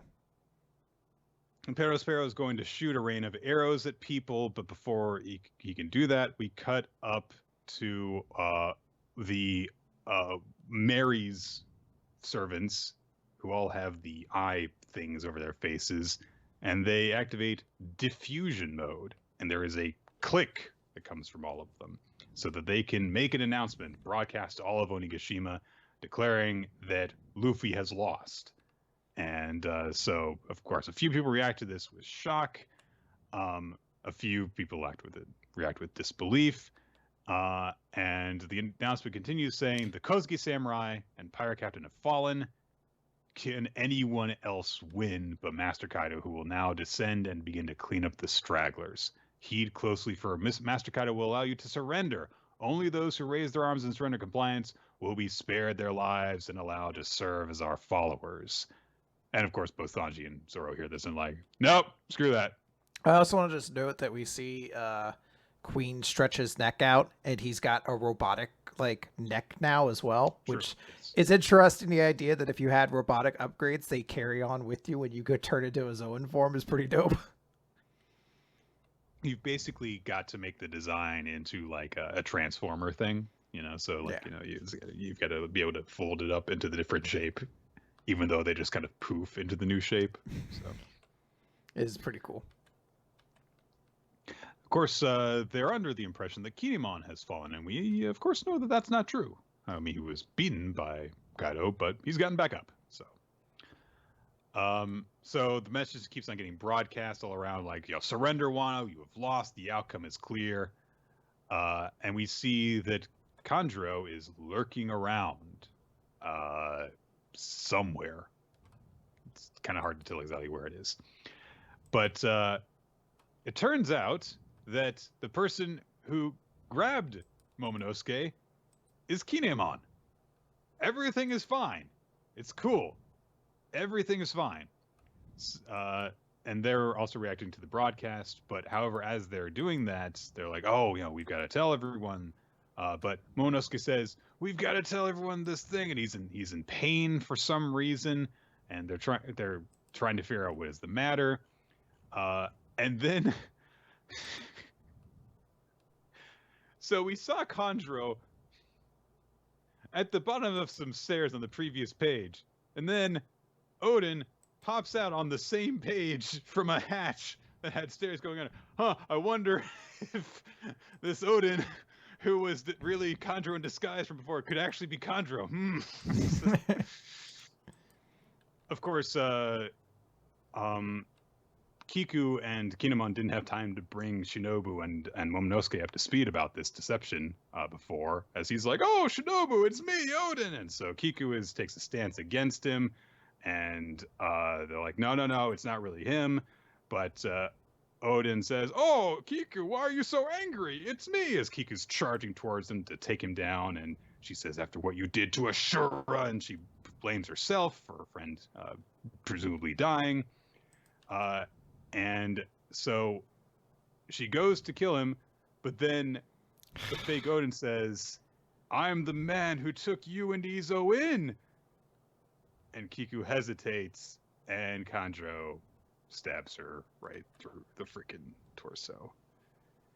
Yeah.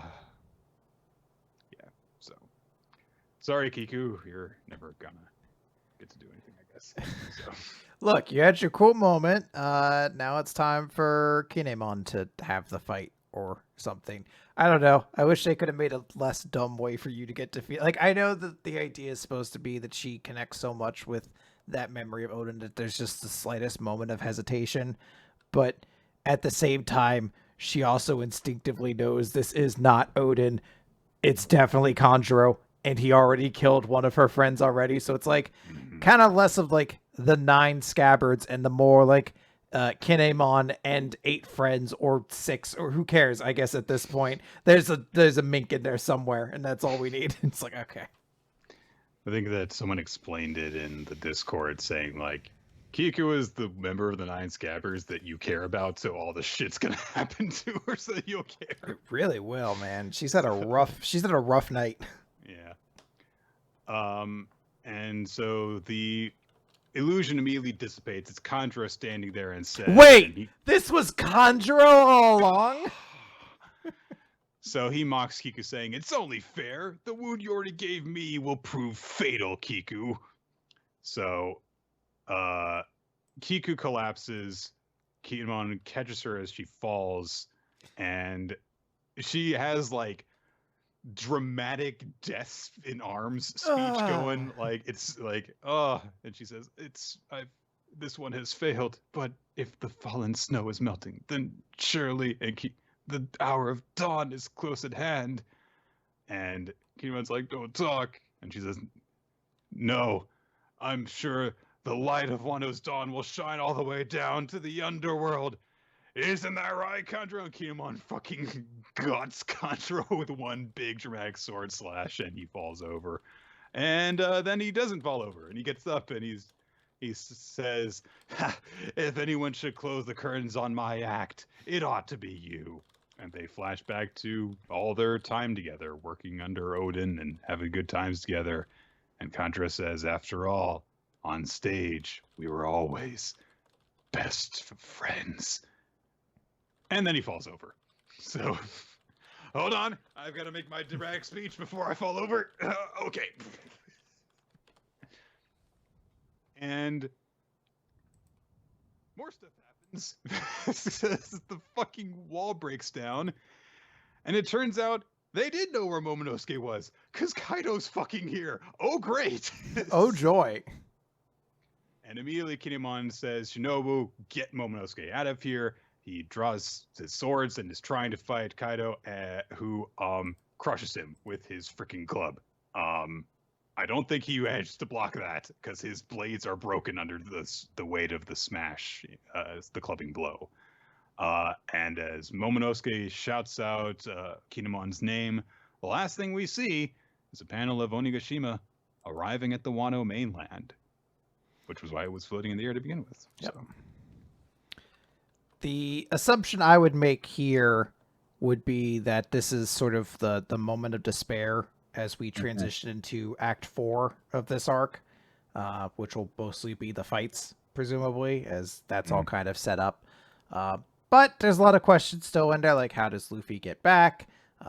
What is going to happen with everybody? Like there's a bunch of questions kind of currently going on. So, it's a very interesting thing. It is really, really annoying to me that Okiku kind of had to look like an idiot here to give Kanjuro some like come from behind victory or whatever, just so fucking Kinemon could beat him anyway. Like, it's like, even, and they also established, like, oh, well, the wound Okiko gave me was lethal to begin with, so I would have died from it anyway. Like, then you should have just died. I don't, like, I don't, like, it's like a lethal wound that if I just grit it out a whole lot, I guess I can wander around and cause more fights and a whole bunch of others. I know it's One Piece, but, like, he's also a cowardly bad guy, so I feel like he wouldn't be doing that so much. Yeah. Maybe he's just an idiot and he got cut like a little bit on the arm and he's like, this lethal wound that I've taken, and someone's like, it's not lethal. You made me bleed my own blood. Oh, it's not. Oh. Well, I've really been hamming it up. Maybe that's why the chapter's called Ham, because I've been hamming it up over all this. Why don't you just paint yourself a Band-Aid? Shit. That's a good fucking point. God damn it.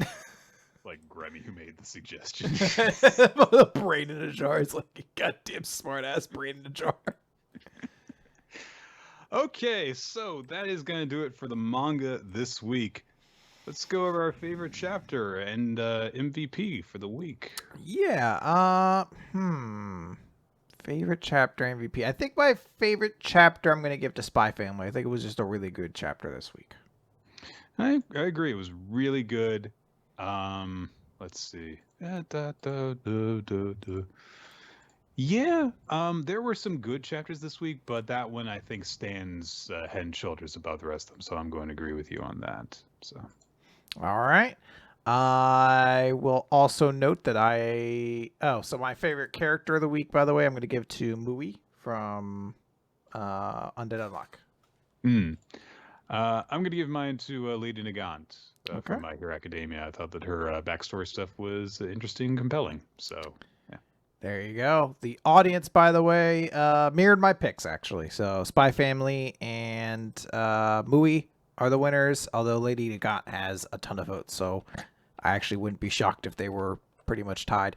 There's also a lot of votes for Maki from Kaisen, which we won't talk about, but if she was an option, I guarantee she would have won this week because it's a kind of crazy chapter with her. I did hear some stuff about that. I think that was actually like the thing that they were advertising on the weekly update on Shonen Jump. So that she was Maki is a badass in this chapter. Maki looks cool this week.